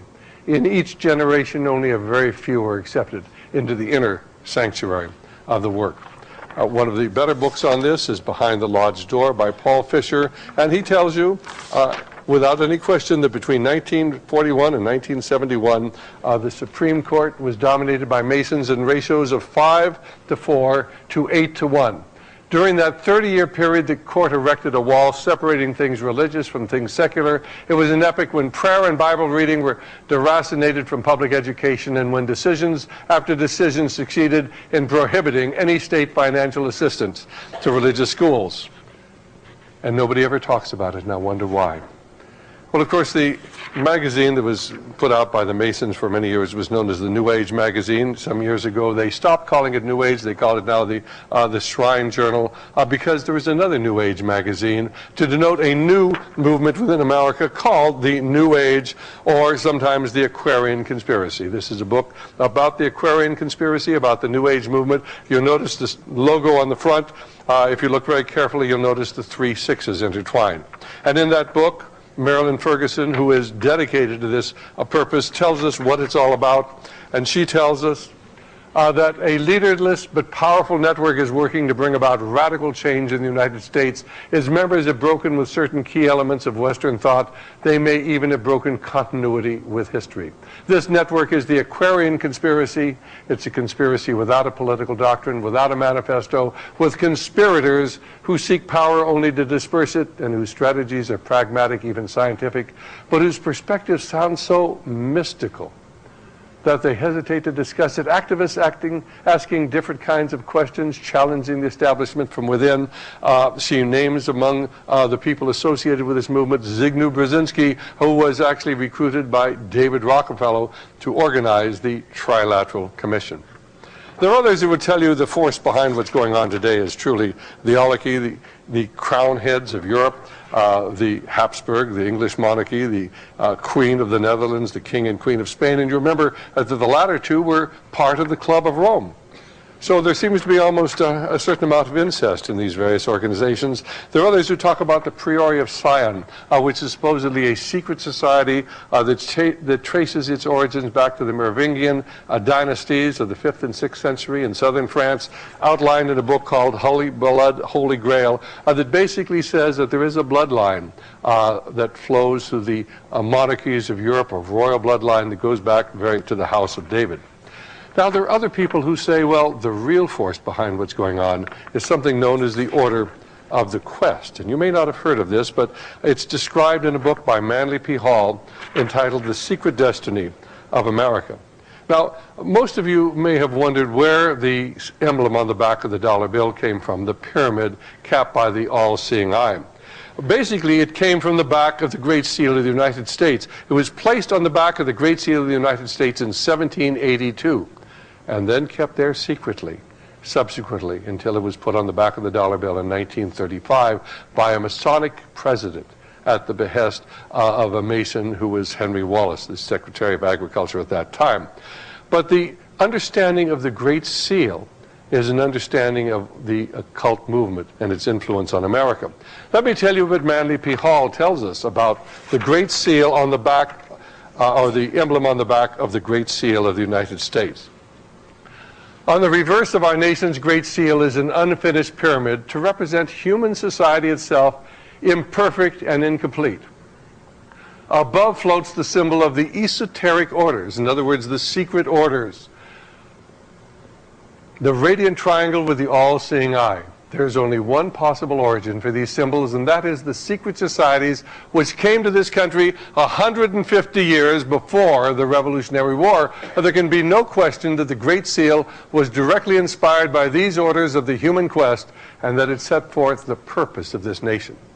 Now let me explain to you what he is in essence saying, is that the occult organizations, the secret societies, came to America shortly after the Pilgrims arrived in about 1620.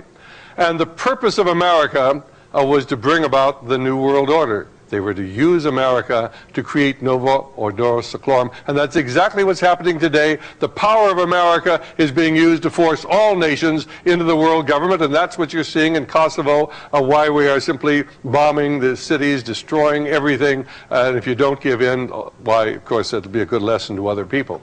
And here's Manly P. Hall, the leading occult philosopher of modern times, essentially telling you that. And the symbol on the back of the Great Seal of the United States, this is written in about 1930 or so, long before it was even put on the back of the dollar bill. The seal on the back, the mark on the back of the Great Seal symbolizes that. There are others who will tell you that the force behind what's going on in the world today is the Rosicrucians. The Rosicrucians go back to the Knights of the Rosy Cross. They have to do with the Crusades. They came to the forefront in about 1400s. They tie into Gnosticism. I've interviewed them on my radio programs. They will tell you that the Bible is all right, but what you need is the secret behind the Bible, because that will give you the power. There are others who, of course, believe that the real force behind what's going on today is the Skull and Bone Society, an occult fraternity at Yale University. The people we usually associated with would be Prescott Bush, George Bush, and, of course, his son, George Bush Jr., who may well be the next president of the United States, is a Yale graduate, and I suspect he comes from the Skull and Bone Society. This is known as America's secret establishment. In Professor Sutton's book, he goes into the background of how all of these great families tie into what is referred to as the order: the Whitney family, Phelps family, Bundy family, Lord family, Rockefellers, Harriman, Weyerhaeuser family, Sloan, Pillsbury, Davison, Payne, Gilman, Wadsworth, Taft, Perkins, Stimson. Henry Stimson was the Secretary of War during the Second World War, member of the Council on Foreign Relations, wrote a book with a man named McGeorge Bundy. McGeorge Bundy was the head of the National Security Council when we got us into the Vietnam War. The two of them got together and wrote a book entitled On Watch, and of course both of them come from the Council on Foreign Relations. There are other people who believe what's going on today is really related to theosophy. And theosophy is a secret society that was created by Madame Blavatsky, Helena Petrovich Blavatsky, who was a Russian mystic, who organized a secret society in 1875. It has branches today in Wheaton, Illinois, headquarters, and in Ojai in California. And of course, this woman, who really did not have much of an education, wrote two of the most brilliant books. In fact, she didn't write them. They were channeled to her by a demonic spirit. One was The Secret Doctrine, the other was Isis Unveiled. And she recruited then into her organization people like Arthur Conan Doyle, who created Sherlock Holmes, William Stead, who you will hear more of shortly. Certainly her most famous disciple of the 19th century was a man named Thomas Edison, who would begin to meditate. And this is what you're taught to do when, of course, you're dealing with the occult, and come up with great ideas like the electric light, the ticker tape, the phonograph, the motion pictures. All of these were things that Thomas Edison created, and we look upon him as this great genius, and he was a great genius, but he had mystical forces. He was a dedicated disciple of Madame Blavatsky. In the 20th century, of course, her best-known disciples were a man named Schnickelgruber, who's also known as Adolf Hitler. And of course, he regularly read The Secret Doctrine. This is where he got his mystical force, his ability to control men, to hold crowds transfixed for hours, standing there in front of the chancellery as he would address them, and his ability to dominate and control so many people. Another very, very famous disciple of Madame Blavatsky was Margaret Sanger, who created Planned Parenthood, which is still working today, getting hundreds of millions of dollars every year to push their population-controlled eugenic programs throughout the world. Both Adolf Hitler and Margaret Sanger were dedicated to racial purity, believing that the black races and brown races and red races and yellow races were all inferior. They believed only the Anglo-Saxons were fit to rule, and they set out to exterminate them. And of course, both of them were violently anti-Semitic. And the fact that none of this is ever mentioned reflects the degree of control that today exists over what the American people think. Now, there are other people who really don't believe anything other than the unidentified flying objects, and these little critters are out there, of course, beaming their ideas down into our minds. They believe that that is what's behind what's going on in the world today. So let me take you briefly back to Monsieur Perrault and the murder on the Orient Express.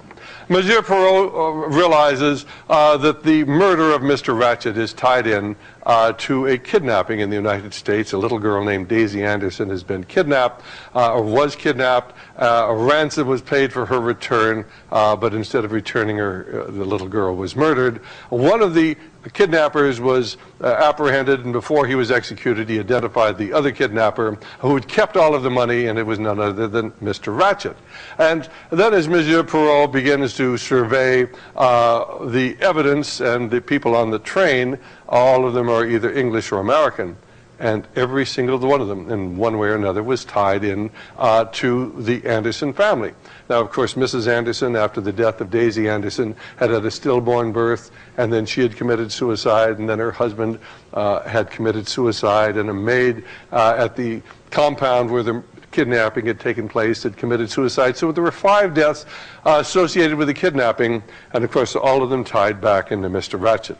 And Monsieur Perrault, as he surveys what's going on, makes the observation, there are just too many clues. There are too many clues. Well, I wanted to take you into how I became involved in trying to understand what's going on in the world today. One of the first books I ever read was written by Dan Smoot, entitled The Invisible Government. Dan Smoot had worked for the FBI, was busy trying to expose communism in America, and then he came across the Council on Foreign Relations. Now, this book was taken to most of the major publishers, but when it was pointed out that Herbert Hoover, who was a great hero of the conservatives and the Republicans in America, was a member of the Council on Foreign Relations, nobody would publish it, so he self-published it. Then he took it to the distributors, and no distributor would distribute it. He put out 1 million copies of this book through his radio programs. But an interesting study in thought control is to try to go to your libraries today and get a copy of Dan Smoot's book, The Invisible Government, and you'll get a book about the CIA, because they published another book called The Invisible Government by the same title. So when you ask for The Invisible Government, you got it, but of course you didn't find out about the real invisible government, the Council on Foreign Relations. Let me just point out, the CIA is not America's invisible government. The people who carry out most of the illegal actions in America today is something that is mentioned in hushed terms in Washington, D.C. as no such agency. The NSA, the National Security Agency. They're the ones who tap all of your telephones, all of your faxes, and they do it by computer. But I want you to know that our government would never violate our own laws. They get the British to do this. This is known as Project Echelon, and your telephones and your fax communications are tapped. The British do this, and in return, we tap their telephones in Great Britain and Europe, and the Europeans are very upset about this, and if you want to verify it, you can get the information from the Free Congress Foundation. Amazing, amazing, the fact that most people have no idea about so much of what's going on in the world today. But of course, the most important book was written in 1966, and it was called Tragedy and Hope, A History of the World in Our Time. And it was written by Professor Carroll Quigley, who was Bill Clinton's mentor when Bill Clinton attended Georgetown University in 1966, at the same time that this book was actually published. Bill Clinton, speaking when he accepted the Democrat nomination for the presidency of the United States on July 16, 1992, said this: "As a teenager, I heard John Kennedy's summons to citizenship, and then as a student at Georgetown, I heard that call clarified by a professor named Carroll Quigley." Well, now, why is Carroll Quigley's writing so important? Well, because he found out about the secret society. Now, this comes from page 950 of A Tragedy and Hope, A History of the World in Our Time. And most Americans immediately after the Second World War, believed that there was a communist conspiracy that was responsible for Eastern Europe and China going communist. And the question was asked, are the communists working at the upper echelons of our government? And Professor Quigley answers that question. Now, this is 1966. This myth, like all fables, does in fact have a modicum of truth. There does exist and has existed for a generation an international Anglophile network which operates to some extent in the way the radical right believes the communists act. In fact, this network, which we identify as the Round Table groups, has no aversion to cooperating with the communists or any other group, and frequently does so. I know of the operation of this network because I've studied it for 20 years and was permitted for 2 years in the early 1960s to examine its papers and secret records. I have no aversion to it or most of its aims, and have for much of my life been close to it and many of its instruments. I've objected both in the past and recently to a few of its policies, but in general, my chief difference of opinion is it wishes to remain unknown. And I believe its role in history is significant enough to be known. And then, of course, he goes on to explain the joke. And we'll just get down here to the lower part of here. There is, however, a considerable degree of truth behind the joke, a truth which reflects a very real power structure. It's this power structure which the radical right in the United States has been attacking for years in the belief they're attacking the communists. This is particularly true when these attacks are directed, as they so frequently are, at Harvard socialism or at left-wing newspapers like the New York Times and the Washington Post, or at foundations and their dependent establishments. And what he's saying is, they've been putting on all this time, fellas. This isn't the communists. This is the power elite who are doing these things. Then, of course, he went on to discuss what was happening as far as our electoral process. And, of course, he went on basically to say this: the chief problem of American political life for a long time has been how to make two congressional parties more national and international. The argument that the two parties should represent opposed ideas and policies, one perhaps of the right and the other of the left, is a foolish idea, acceptable only to doctrinaire and academic thinkers. Instead, the two parties should be almost identical, so the American people can throw the rascals out at any election without leading to any profound or extensive shifts in policy. So you go to the polls every 4 years and you vote for the candidate of their choice. Now, in 1966, when this book was published, Bill Clinton was at Georgetown University, or shortly thereafter. Anyway, this is what Professor Quigley was talking about: wars. The rather naive American idea, and this comes from page, let's see, 1201. The rather naive American idea that war aims involve the destruction of the enemy's regime and the imposition on the defeated people of a democratic system with a prosperous economy, such as they had never previously known, will undoubtedly be replaced by the idea that the enemy regime must be maintained, perhaps in a modified form, so that we have some government with whom we can negotiate in order to obtain our more limited aims. And what Professor Quigley was saying is, you're not going into war to win them anymore. And Bill Clinton was smart enough to realize that, of course, it would be very, very foolish for him to go to Vietnam and risk his life in a war that we had no intention of winning. Well, then Professor Quigley went on to give us the background of the secret society that was to come to control the world. And he starts out talking about Professor Ruskin. And here we are. Until 1870, there was no professorship of fine arts at Oxford. But in that year, thanks to the Slade bequest, John Ruskin was named to such a chair. He hit Oxford like an earthquake. Not so much because he talked about fine arts, but because he talked also about the empire and England's downtrodden masses, and above all, because he talked about all three of these things as moral issues. And then let's get down to this level here. Ruskin's message had a sensational impact. His inaugural lecture was copied out in longhand by one undergraduate, Cecil Rhodes, who kept it with him for 30 years. Rhodes feverishly exploited the diamond and gold fields of South Africa, rose to be Prime Minister of the Cape Colony, contributed money to political parties, controlled parliamentary seats both in England and South Africa, and sought to win a strip of British territory across Africa from the Cape of Good Hope to Egypt, and to join these two extremes together with a telegraph line and ultimately with the Cape to Cairo Railway. And of course, one of the things they did is they created the Boer War. They created it to begin to consolidate South Africa so that they could run their rail lines and their telegraph line from the Cape to Cairo. Well, of course, Rhodes died before the war was ever completed, and Lord Milner then went ahead with this. Professor Quigley goes on to tell us how the Council on Foreign Relations, America's Invisible Government, came about. This is on page 952.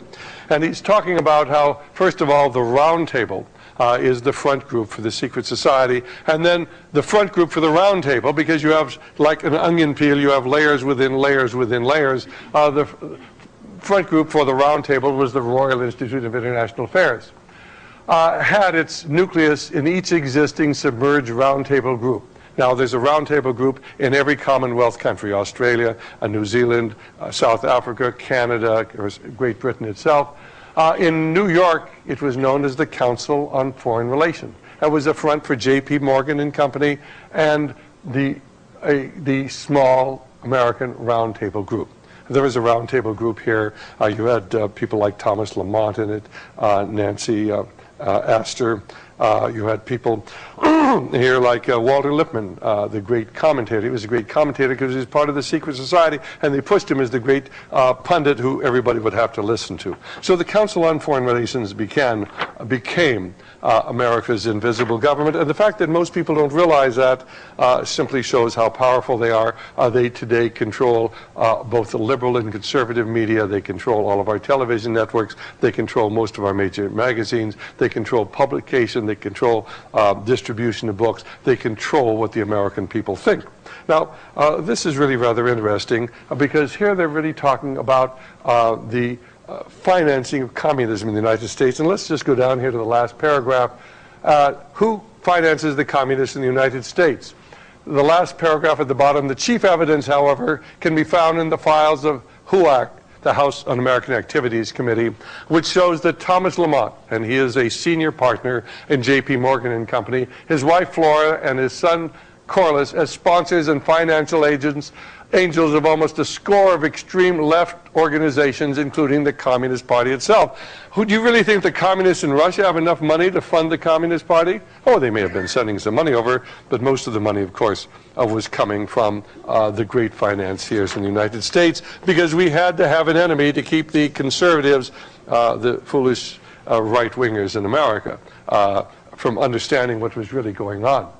And then, of course, Professor Quigley tells us on page 866 what is going to happen. Regardless of the outcome of the situation, it's increasingly clear that in the 20th century, the expert will replace the industrial tycoon in control of the economic system, even as he will replace the democratic voter in control of the political system. This is because planning will inevitably replace laissez-faire in the relationship between the two systems. Hopefully, the element of choice and freedom may survive for the ordinary individual in that he may be free to make a choice between two opposing political groups, even if these groups have little policy choice within the parameters of policy established by the experts. In other words, you can vote for whoever you want to, but it doesn't make any difference because the same policy is going to be going on. And he may have the choice to switch his economic support from one large unit to another. But in general, his freedom and choice will be controlled within very narrow alternatives by the fact that he'll be numbered from birth and followed as a number throughout his educational training, his required military or public service, his tax contributions, his health and medical requirement, and finally retirement and death benefits. Little wonder that somebody bought up Macmillan Company and destroyed the plates of this book, because the last thing they really wanted was anybody to understand what was going on in America. He talks about banking. This is page 325. This power of the Bank of England and its governors was admitted by most qualified observers. And he says in January of 1924, Reginald McKenna, who had been a Chancellor of the Exchequer in 1915-16, as chairman of the board of Midland Bank, told its stockholders, "I'm afraid the ordinary citizen will not like to be told that banks can and do create money, and they who control the credit of the nation direct the policy of the government and hold in the hollow of their hands the destiny of the people."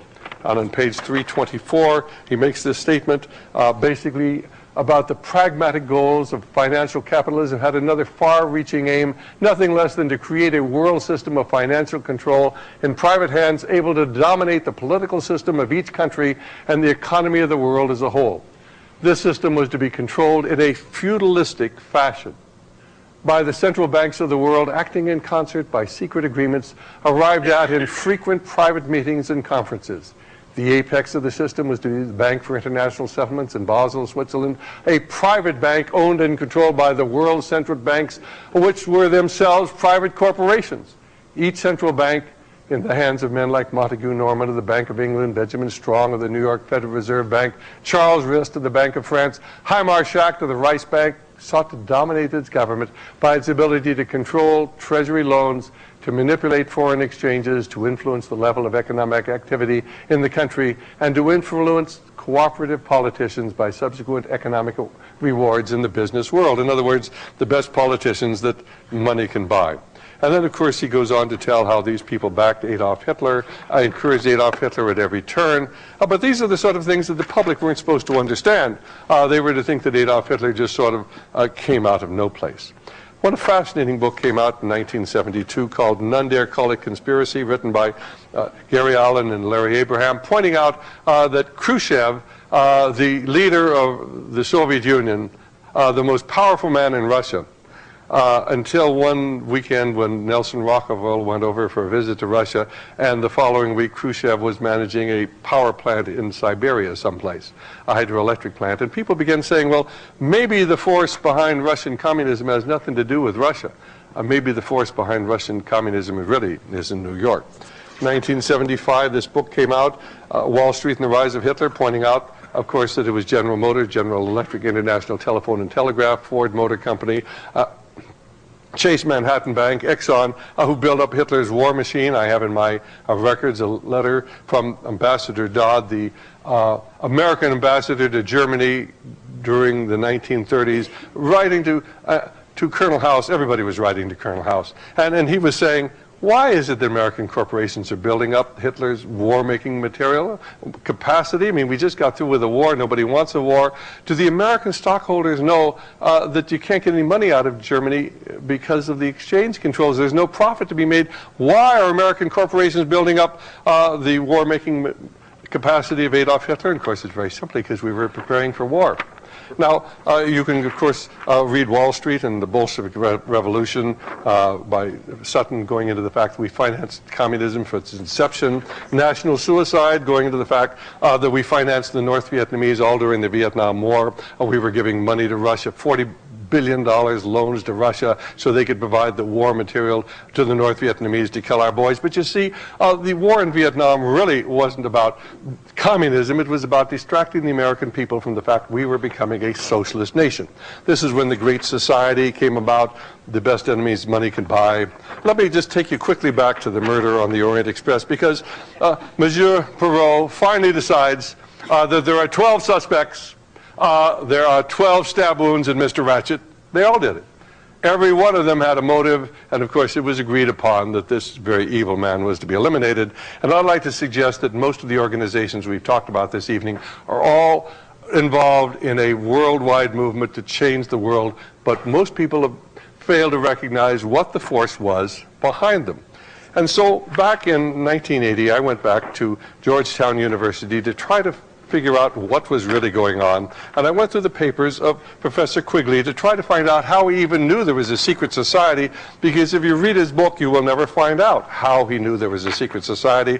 And of course, I came across his letters to Professor Alfred Zimmern, and he basically had been told about the secret society by Professor Zimmern, who was part of the secret society.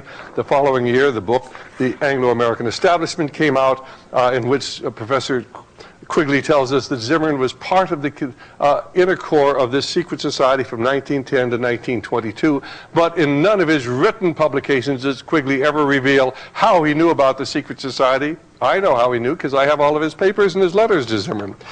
And of course, Professor Quigley then tells us this. He says, a wintry afternoon in February of 1981, and this comes from the Anglo-American Establishment. 3 men were engaged in earnest conversation in London, and from their conversations were to flow consequences of the greatest importance to the British Empire and to the world as a whole. For these men were organizing a secret society that was for more than 50 years to be of the utmost important, or be one of the most important forces in the formulation and execution of British imperial and foreign policy. And then, of course, he tells us in the Anglo-American Establishment that the Rhodes Scholarships established by the terms of Cecil Rhodes' 7th will are known to everyone. What is not so widely known is that Rhodes in 5 previous wills left his fortune to form a secret society which was to devote itself to the preservation and expansion of the British Empire, and what does not seem to be known to anyone as that this secret society was created by Rhodes and its principal trustee, Lord Milner, and continues to exist to this day.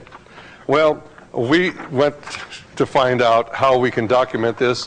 We came across a book that was written by William T. Stead. You'll have to understand that the secret society, the 4 original members were Cecil Rhodes, William Stead, Lord Milner, and a man named Brett, who later became Lord Esher, who was the senior advisor to the monarchs of England for 25 years, both the Queen Victoria and the various subsequent monarchs. And so the monarchy of Great Britain was in the hands of the secret society. Stead was eventually thrown out of the secret society, and so he was quite willing to write about it. In his diary, he discussed it, and this comes from the book, the letters of William T. Stead by Francis White. And here he talks about, he's describing what actually happened. Stead is telling about it because he's one of the only people who ever came out of the society and was actually thrown out of it. The talk centered presently upon the secret society of the elect. Rhodes liked that word, who were to bind themselves to work for the British Empire in the way in which the Jesuits worked for the Church of Rome. And then he tells us, and let's just take the bottom paragraph here, I telegraphed for Brett, who came 2 hours later. We had a long talk, the net upshot of which the ideal arrangement would be, so far as we could see, Rhodes, the general of the society, Stead, Brett, Milner to be the hunter of 3. After Rhodes, Stead to be general, with a 3rd, possibly Rothschild in succession behind them, manning the booths, Little Johnston, Albert Gray, Arthur Balfour. Remember the name Arthur Balfour because it was a clue to what Professor Quigley missed. Now, among Professor Quigley's papers, we found Rhodes' Confession of Faith. We have the original, and it's available to any of you who would like to see it, at least the original copy that Professor Quigley had gotten from Milner, who had gotten it from the Rhodes House at Oxford. But this is what Rhodes wrote. In the present day, I become a member of the Masonic Order. I see the wealth and power they possess, the influence they hold, and I think over their ceremonies, and I wonder that a large body of men can vote themselves to what at times appears the most ridiculous and absurd rites without an object and without an end. The idea gleaming and dancing before one's eyes like a will-o'-the-wisp at last frames itself into a plan. Why should we not form a secret society with but one object, the furtherance of the British Empire, for bringing of the whole uncivilized world under British rule, for the recovery of the United States, for the making of the Anglo-Saxon race, but one empire? Well, what of course really has been missed is the fact that Rhodes himself had gone into Masonry. And then, of course, William Stead, who was one of the three original members of the society, was not only into spiritualism, he was a disciple of Madame Blavatsky. And so we begin to see the occult foundations of this organization that Rhodes was creating. But Lord Balfour, who eventually became the Prime Minister of England, was deeply involved with spiritualism and, of course, with the Society for Psychical Research. And what Quigley failed to realize, although this comes from page 31 and 32 of his book, is the influence of the occult on this whole movement to create a world government, because as Christians we recognize this is to become the government of the Antichrist. And so he's writing about the various blocks in Great Britain, and there were power blocks within the aristocracy. One was the Cecil block, one was the Milner block, because of course after Milner got control of all of Rhodes' great wealth, he became a power in the English aristocracy. And Quigley writes, one of the enduring creations of the Cecil block is the Society for Psychical Research, which holds a position in the history of the Cecil block similar to that held by the Royal Institute of International Affairs and the Milner Group. The society was founded in 1882 by the Balfour family and their in-laws. In the 20th century, it was dominated by those members of the Cecil block who became most readily members of the Milner Group. Now, the Society for Psychical Research, according to Dr. Quigley, was made up of Englishmen who were interested in studying the occult and the supernatural. The society was formed, of all people, by Alfred Lord Tennyson's uncle, and Lord Tennyson, who wrote about the Parliament of Man and the Federation of the World, was a member of this organization. Of course, the stated goal of the secret society of the Round Table, and you can get their publications at any major library, was to bring the kingdom of heaven to earth.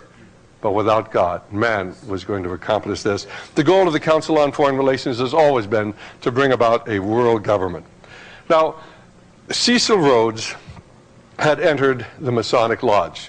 And when you enter the Masonic Lodge and take the first introductory pledges, first of all, they blindfold you, they put a noose around your neck, they bare your left chest, you roll up your left pants leg, take off your left shoe, kneel before the altar, and of course then you take these horrible oaths where you swear, if you ever reveal anything that you have heard, why in the first degree, why they tear out your tongue, cut your throat, bury you in the sands of the sea up to the level of your neck at low tide, so when the tide comes in you're dead if you're not already dead. Second degree, of course, they cut out your entrails and burn them and feed them to the birds of the air. Third degree, they cut out your heart. I mean, it's by the fourth degree things are really pretty bad.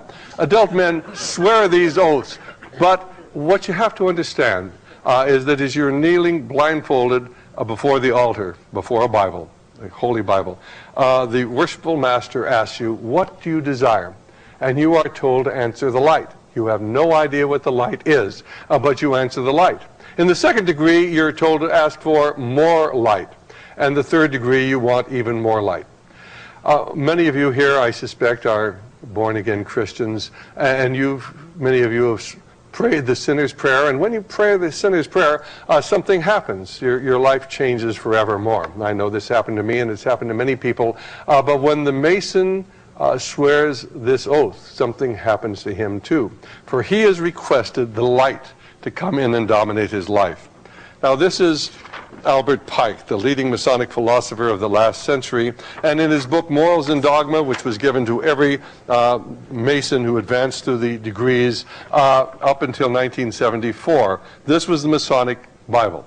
And what Pike wrote on page 104, Masonry conceals its secrets from all except the adepts and the sages of the elect, and uses false explanations and misinterpretations of its symbols to mislead those who deserve to be misled, to conceal the truth which it calls light from them and to draw them away from it. In other words, you ask for the light, but we're not going to let you know what the light is. On page 819, the blue degrees are about the outer court of the portico of the temple.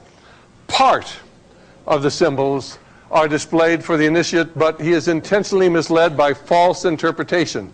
It is not intended that he shall understand them, for it is intended that he shall imagine he understands them. Their true explication is reserved for the adepts and the princes of masonry. He goes on to tell us that on page 722, if you desire to gain admission to the sanctuary, we have said enough to show you the way. And if you do not, it's useless for us to say more, as it has been useless for us to say so much.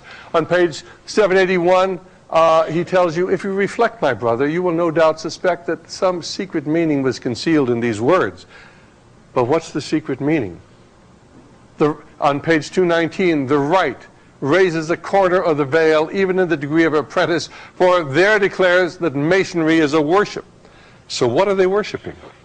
Well, on pages 839 and 840 of Morals and Dogma, and I'm just going to take the bottom paragraph because this is the important one.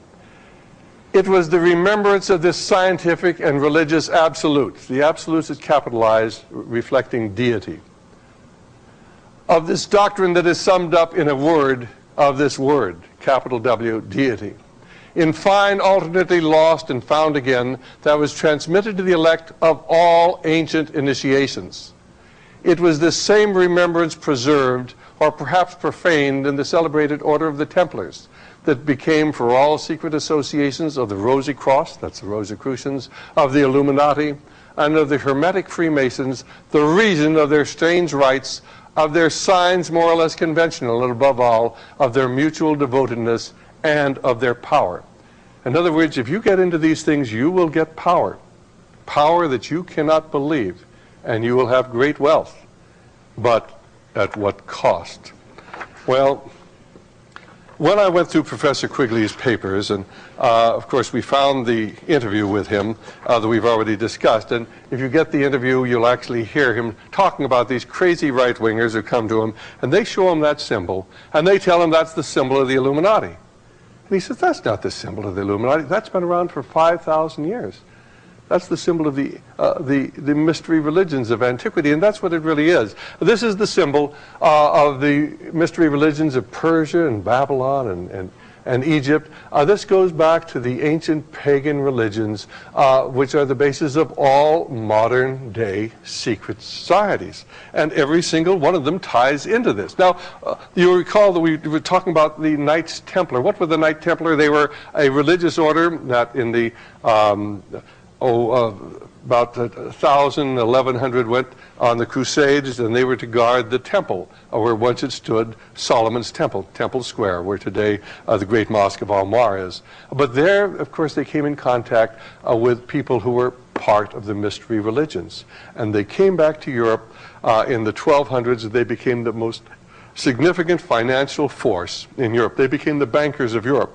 And using a fractional reserve banking system, all of the monarchies of Europe became indebted to them, just as governments today spend more than they have. So in those days, they spent more than they had, and the Templars dominated what was going on. But, of course, then it was discovered that the Templars were Luciferian, and Jacques de Molay, their leader, was burned at the stake in the early 1300s.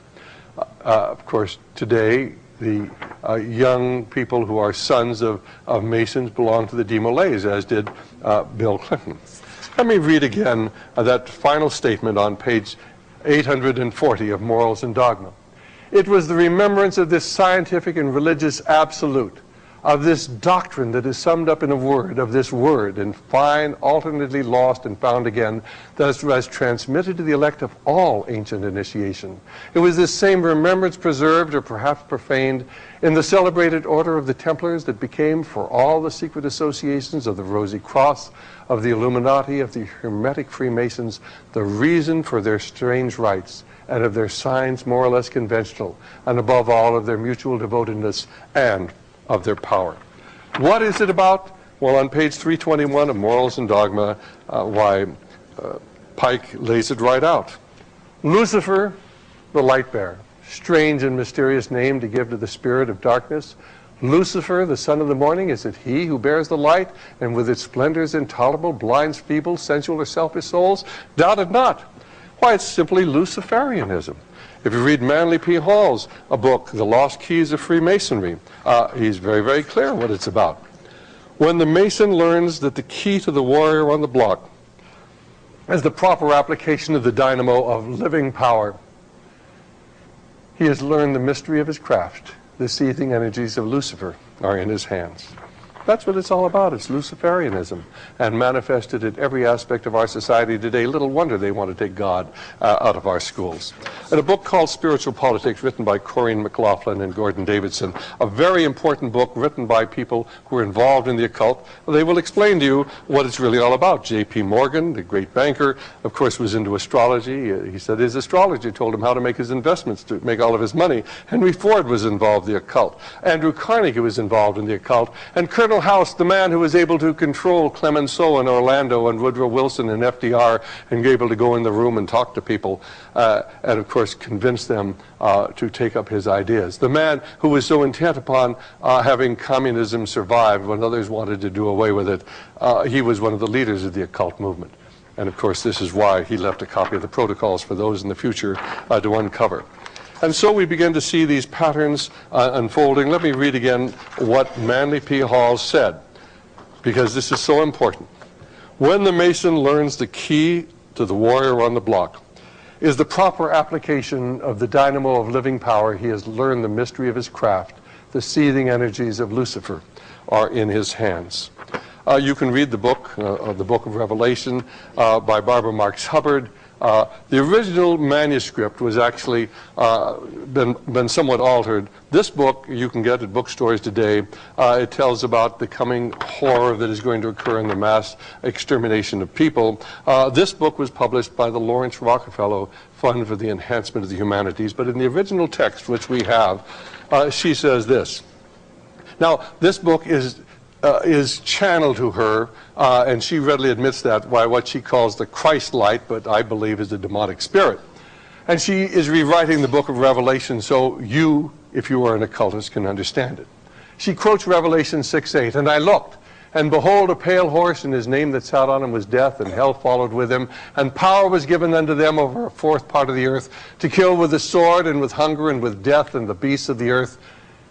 And then she goes on to say, out of the full spectrum of human personality, 1/4 is electing to transcend with all their heart, mind, and spirit. 1/4, however, is resistant to election.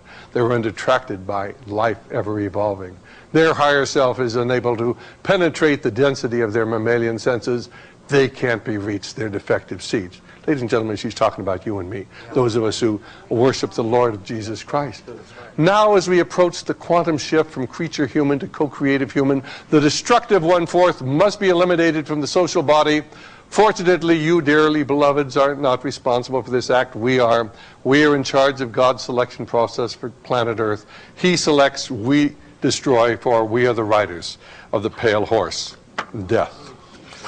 Let's go on and just point out that this is a book written in about 1900 by Rudyard Kipling, and all of his books at that time had the swastika on the front. Remember, he wrote the eulogy to Cecil Rhodes. Of course, he himself was involved in the occult. That's an occult symbol. That's why Adolf Hitler used the swastika, because it was an occult symbol. Of course, Harry Truman, who gave China and Eastern Europe to the communists, was a 33rd degree Mason. Winston Churchill, who insisted on the invasion of Gallipoli and of North Africa to create the carnage that would justify a world government, was a Druid, entered the Druids in 1908, was a 3rd degree Mason, and that's why he got along so well with FDR. J. Edgar Hoover, who was in office. It didn't really matter whether the Democrats or Republicans were there. He was always in office. He was a 33rd degree Mason. That's how you get ahead in government. Let me take you to the material I gave you a little earlier from the Lucis Trust. And you remember I showed you this page before, where they were talking about meditation, letting in the light. Well, now you can know what the light is. Light is Lucifer. Let's go down to the second Roman numeral, alignment. We project a light of lighted energy towards the spiritual hierarchy of the planet and the planetary heart, the great ashram of Sanat Kumara. Who is Sanat Kumara? We'll just change the letters around. It's Satan, of course. I mean, they're so openly and so blatant about it, but most people don't understand. Where does communism fit in this whole scenario? Well, Reverend Richard Wurmbrand was a Protestant minister living in Romania. He was arrested, put in prison, and tortured for 14 years to break his faith. Many of the ministers who were with him, of course, eventually broke. Many of them died in prison. When he finally got out of prison, he couldn't understand why they didn't just put him in prison. Why did they want to break his faith? And so he began to study Karl Marx. And of course, what he found out that Karl Marx, contrary to everything you've ever been led to believe, was not an atheist. And Karl Marx did not believe in socialism and communism. He was a Satanist, and he realized that socialism would destroy Western Christian civilization, which he hated. And that's why he embraced it, as did Proudhon and Bakunin and all of the other leading socialists at that time. They weren't socialists. They embraced socialism to destroy America. Of course, here you'll see the emblem of the Trilateral Commission. You look very closely, you'll three sixes joined together by an upside-down broken cross. The Trilateral Commission, created by David Rockefeller and Zygmunt Brzezinski. We started our discussion today with a poem from James Russell Lowell. And I want to give you the full text of that because it really lays out what this battle is all about. Once to every man and nation comes the moment to decide. In that strife of truth with falsehood for the good or evil side. Some new cause, some new Messiah, offering each the bloomer bright. And the strife goes on forever twixt the darkness and the light. Then decide with truth is noble, and to share her wretched crust, ere her cause brings fame and fortune, and 'tis prosperous to be just. Then it is the brave man chooses, while the coward stands aside, until the multitudes make virtue of the faith they had denied. By the light of burning martyrs, Christ, thy bleeding feet we track, toiling up new Calvaries ever with a cross that turns not back.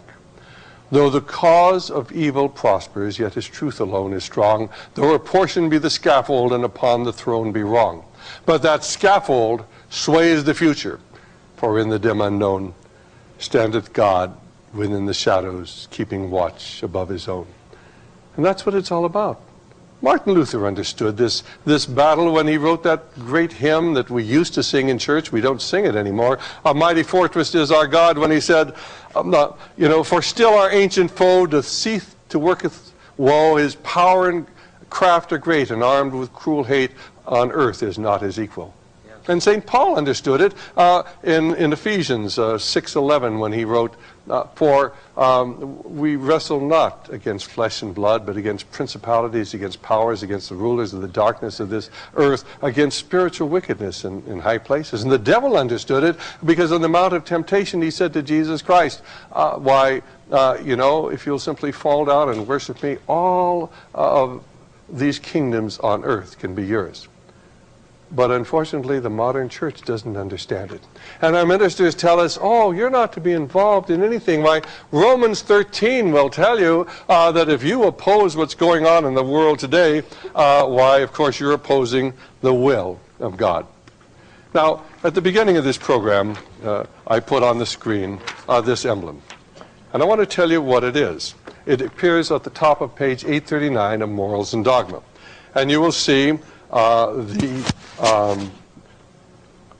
compass and the square. Here's the compass, here's the square, Masonic symbols. Man and woman join together in one body. When they join together, of course, they create life, just as God does. You see the symbols of men and women. On the opposite side, you see modified swastika and an altered cross. You see the symbols of light above, the sun and the moon, always symbols of light and of the occult movement. But you see where their feet are standing. While they're standing on the dragon, who is Lucifer, which of course overshadows the world. Now, every Mason has seen this. Most of them really don't understand it, you see. But why are their feet firmly planted on the dragon? Well, because the dragon is the basis of Masonry and of all the occult secret societies. Theosophy, Rosicrucianism, the Knight Templar, the Illuminati, they are all Luciferian.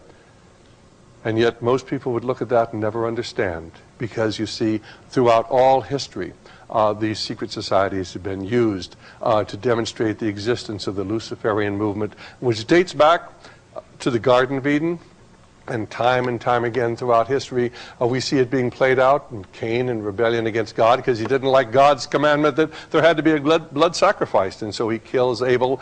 We find it again at the time of Noah when Luciferianism had literally taken over the world and God had to destroy the world except for Noah and his family. We saw it with Nimrod trying to unite all the world and build the Temple of Babylon. We see the evil taking control in Sodom and Gomorrah. They, of course, had to destroy that completely. You hear that Joshua was told he was to kill everyone in Jericho. Why? Why? Because they were sacrificing their children to the gods. And this is one thing God could not tolerate. Only Rahab and her family were spared. They were to kill every living thing in Jericho because the evil had taken hold. But the tragedy is that evil has taken hold of our land today.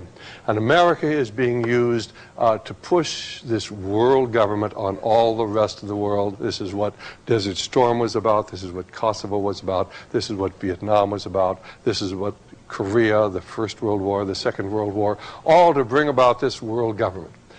Well, now you know the secrets that have been concealed for people for so long.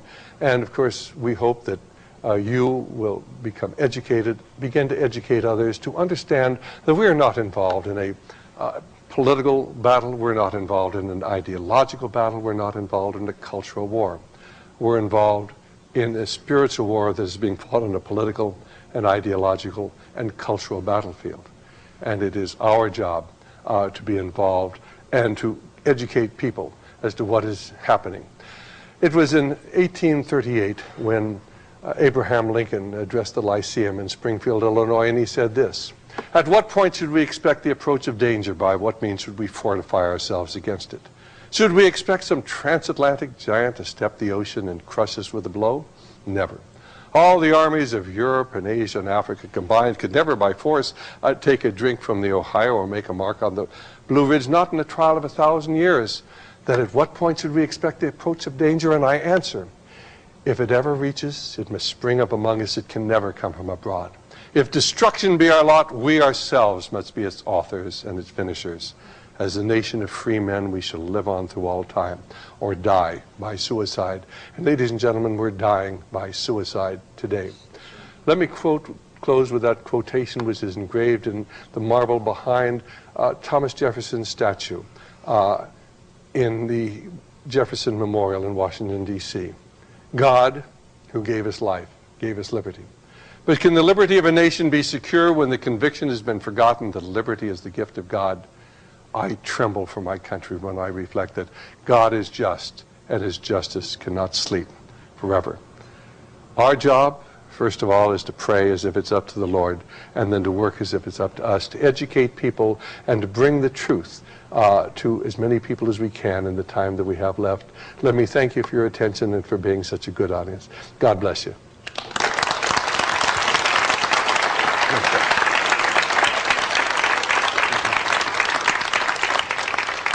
All of America needs to hear that message. If all of America had that message, we wouldn't have such a mess. There's so many ways out of this, but it all boils down to the blessings of God. This past Sunday morning, I was walking out of the garage to get in the car to go to the church, and there was a fellow that had made arrangements to come by and do something, some repairs at our house. And I obviously could not walk by him on a Sunday morning and not invite him to church, even though it was obvious, obviously, he was not going to go to church that Sunday morning. So I turned to him and I said, "I'd like to invite you to go to church." And he said, "Why?" I said, "Because hell's hot and it's permanent." Well, I mean, you know, let's be honest with them. Hell's hot and it's permanent. And then he says, "Well, I know that's probably for some people." And I said, "Well, let's look at it this way.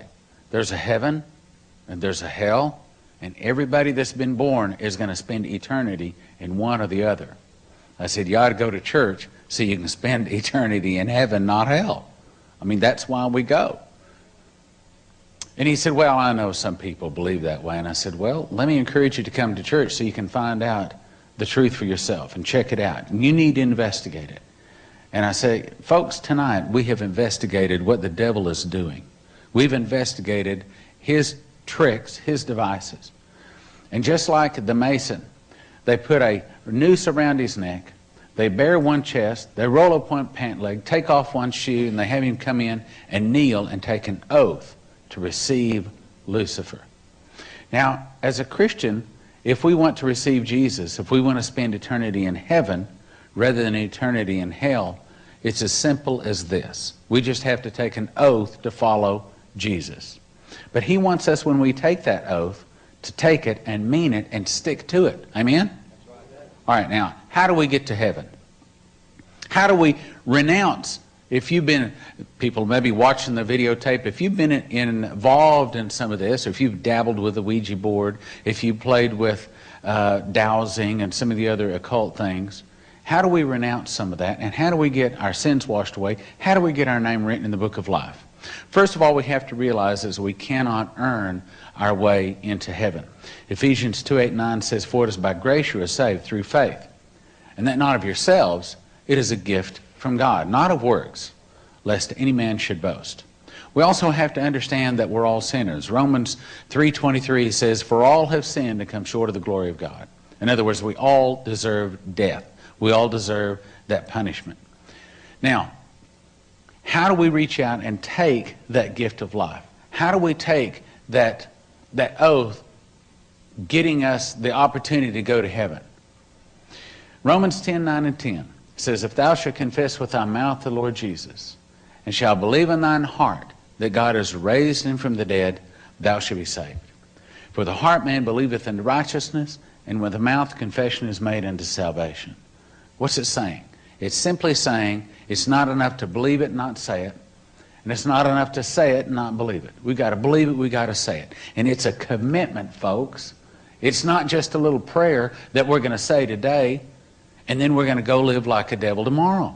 Once you make that commitment, you don't backslide. You don't step back. You always march forward. You continue to follow on in the footsteps of Jesus. Acts 2:38 says, "Repent and be baptized, every one of you, in the name of Jesus Christ, for the remission of your sins, and you shall receive the gift of the Holy Spirit."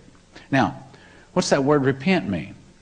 Well, in my life, one time, having made a mess of my life, doing in my life what I wanted to do, and I think we've all been there, I sat down one day and I said, "Lord, I made a mess of my life." I said, "But I tell you what, I'll make you a promise. I'll make you a guarantee. I'll make a covenant.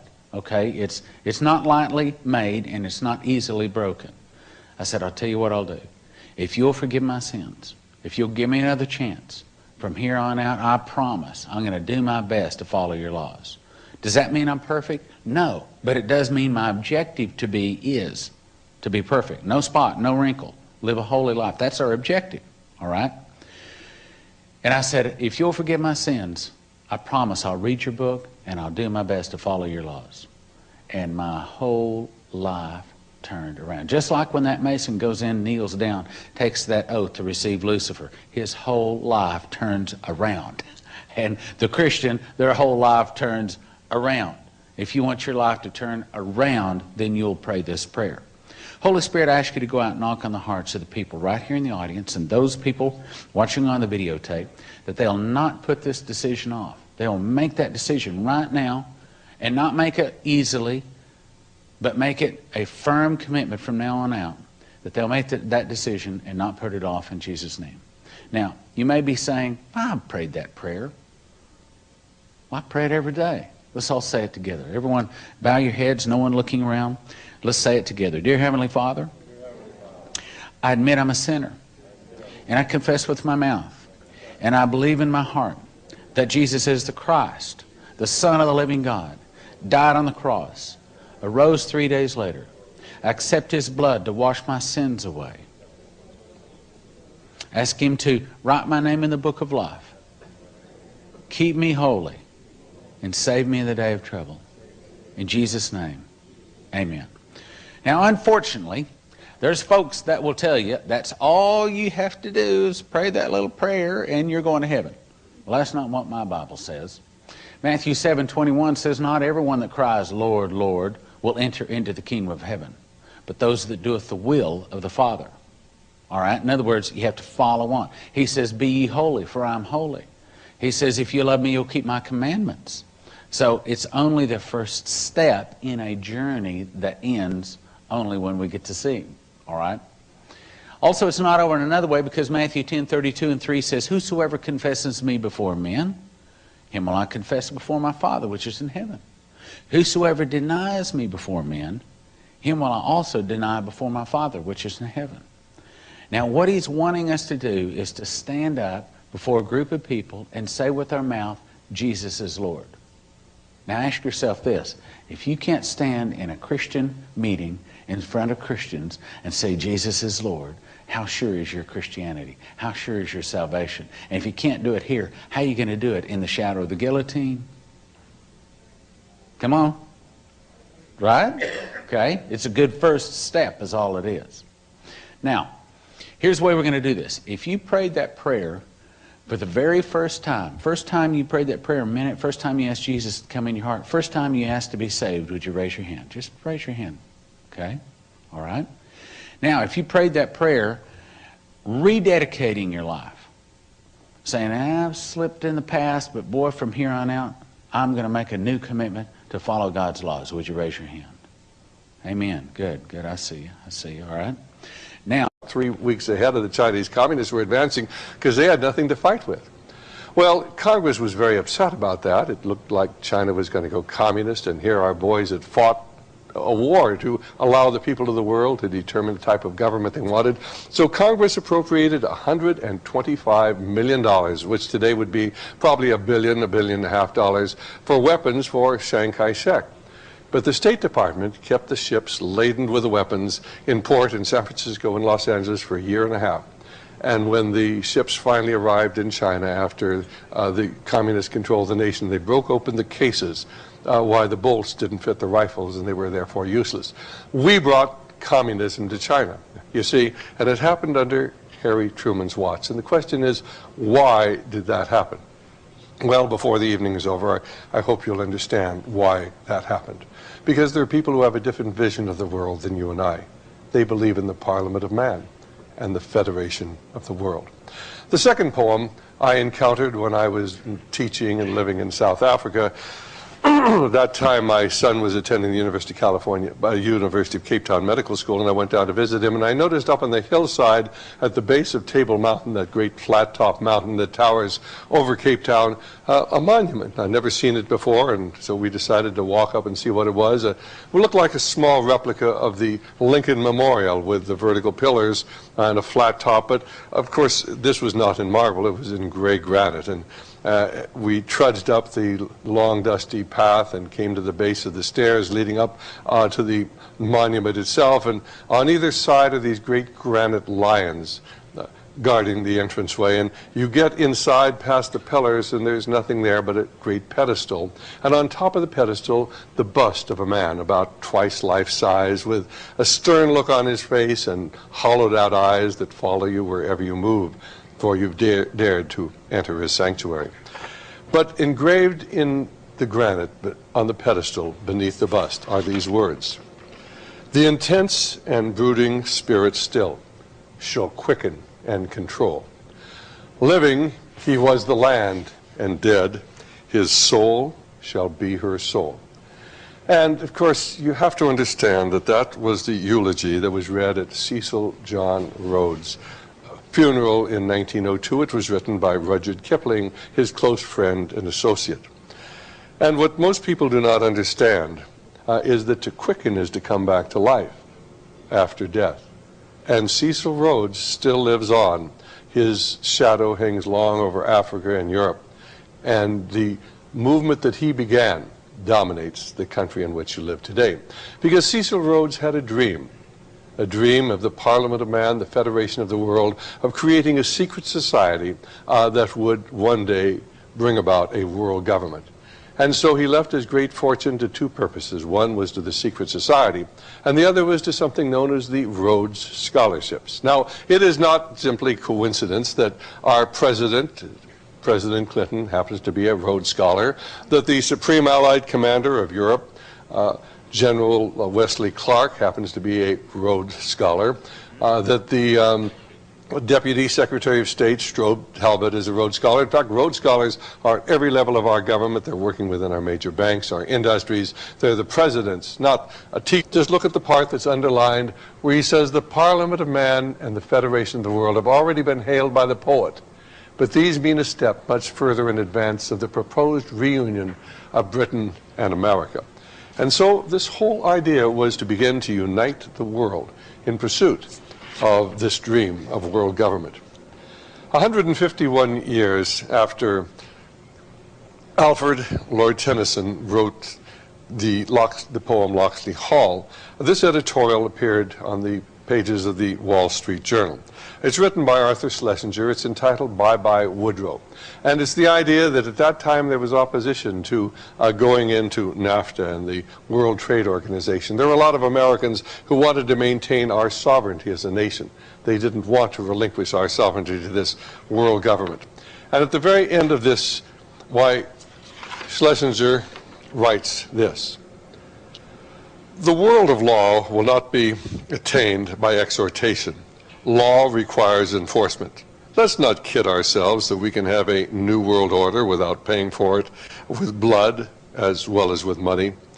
Maybe the cost of enforcements are too great. National interest, narrowly construed, may well be a safer rule. But let us recognize that we are surrendering a noble dream. Remember those lines of Tennyson that Churchill called the most wonderful of modern prophecies and that Harry Truman carried in his wallet throughout his life? For I dipped into the future, far as any eye could see, saw a vision of the world and all the wonder that would be, heard the heavens filled with shouting and the rain to ghastly dew of the nation's airy navies grappling in the central blue, till the war drum throbbed no longer and the battle flags were furled in the Parliament of Man, the Federation of the World." Now, if you read what Arthur Schlesinger Jr. has written, you'll notice he refers to Churchill. Churchill embraced this idea. Well, why did Churchill embrace this? Wasn't Churchill the great champion of the British Empire? And why did Harry Truman embrace this idea? Wasn't he dedicated to America?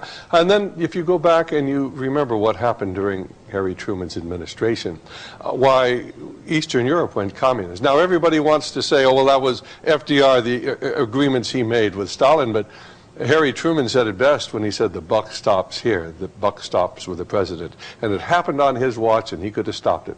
But under his watch, we turned Eastern Europe over to the communists at the end of the Second World War. And then, of course, we turned China over to the communists. And what most people have forgotten is how the communists happened to take China. Well, in 1948, 47, and 49, there was a policy in our State Department to do everything they could to undercut General Chiang Kai-shek, who led the nationalist government, and bring communism to power.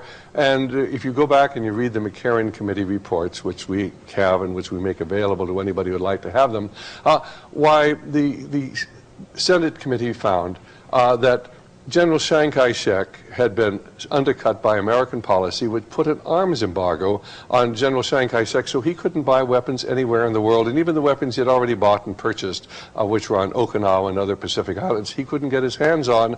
And so it wasn't that he was ever defeated in battle. He didn't lose the Civil War. There wasn't any war. He just retreated about.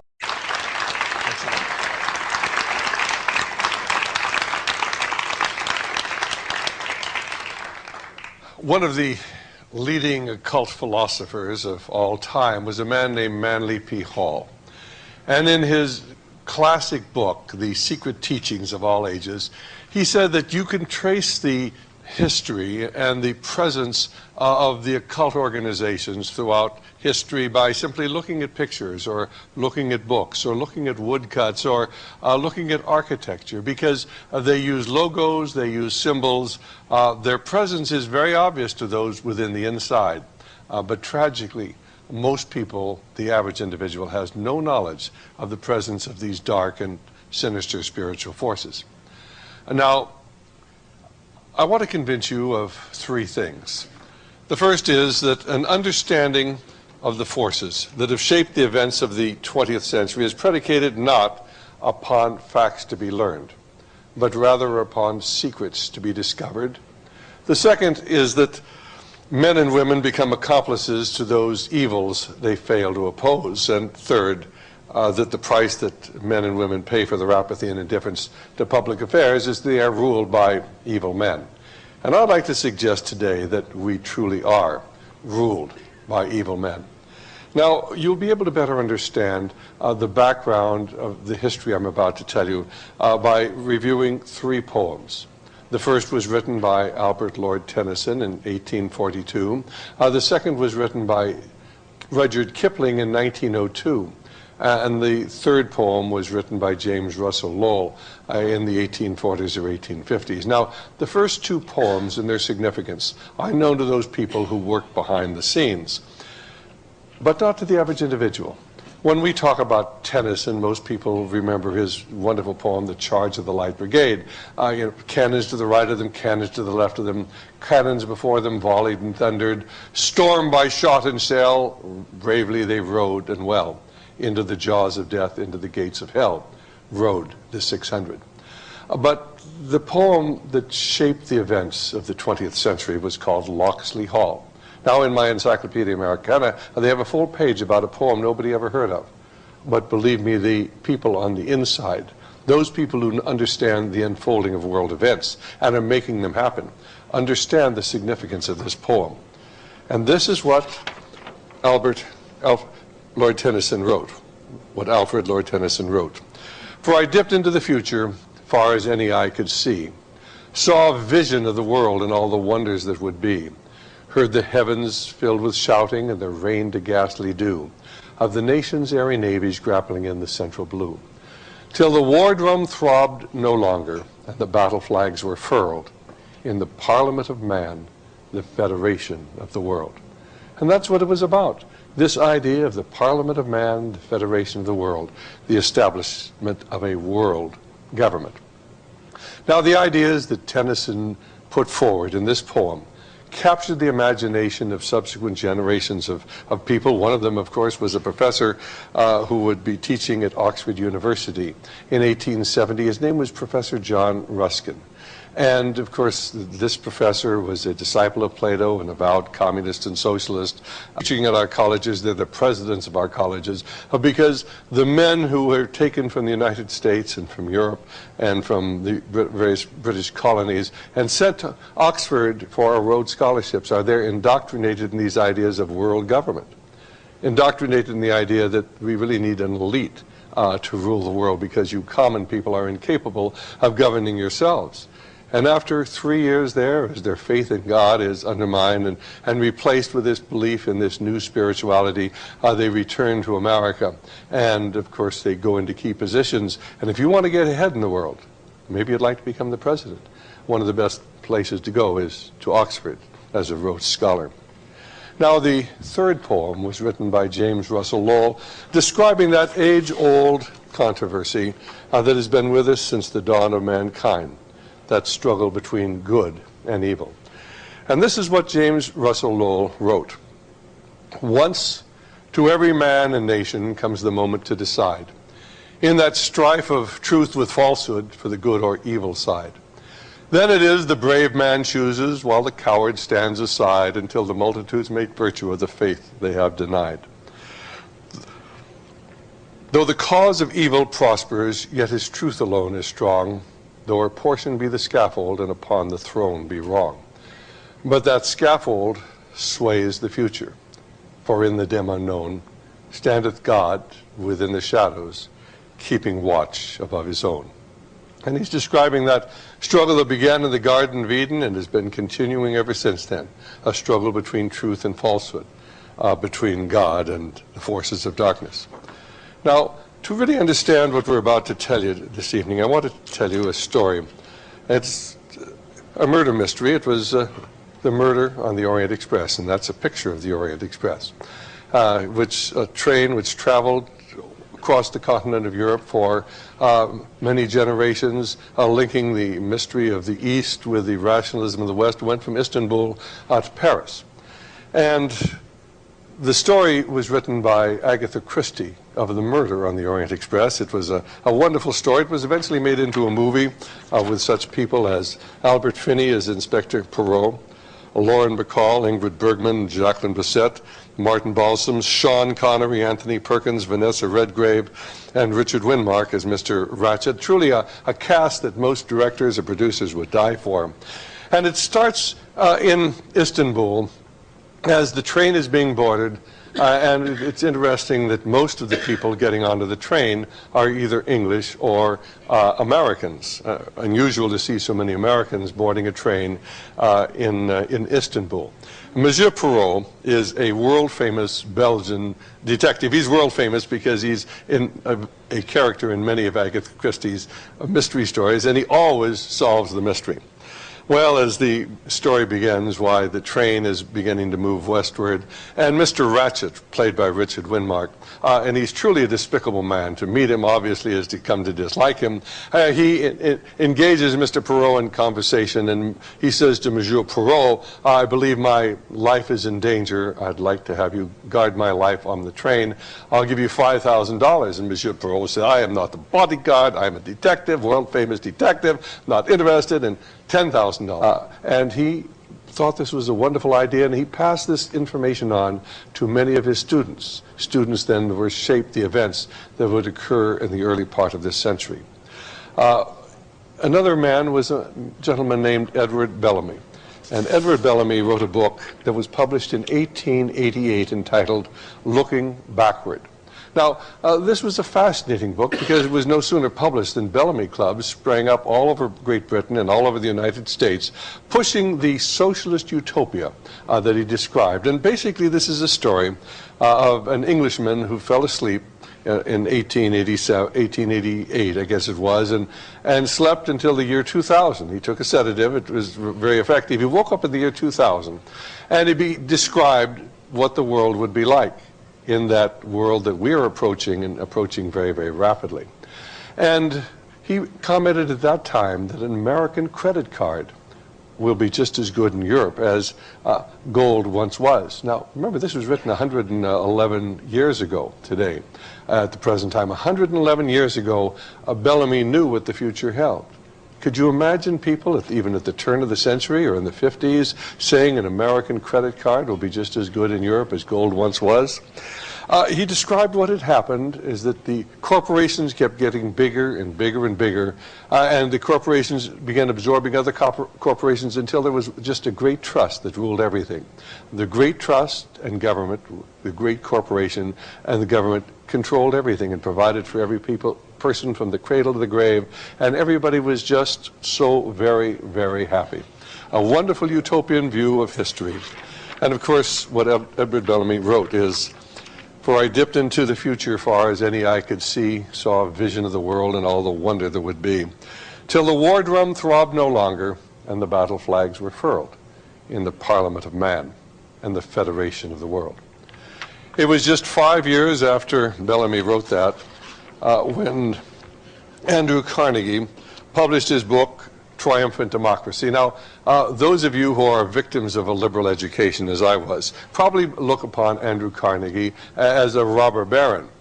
But actually, he took the vast fortune that he'd accumulated when he sold U.S. Steel to J.P. Morgan, and he invested that in foundations and endowments which were to bear his name, to convert America from a free into a socialist society.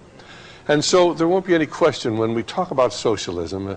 Socialism is a sincere, benevolent, idealistic concept by which the government provides for everybody, from each according to their ability to each according to their need, and regulates the lives of people. But in truth, socialism has to have force. Somebody's got to be in charge. And what happens is you replace a free society with a feudal society because everybody is controlled by government. The government is controlled by politicians. Politicians are sold by those of great wealth. And you move from a society that evolved from England under the Magna Carta to these ideas of individual liberty, and then were suddenly dramatically changed. They became America, this dream of people being free under God. We destroy that concept and we supplant it with this idea of an all-powerful government that regulates people from the cradle to the grave. And so it was that Andrew Carnegie, in his book, Triumphant Democracy, wrote, and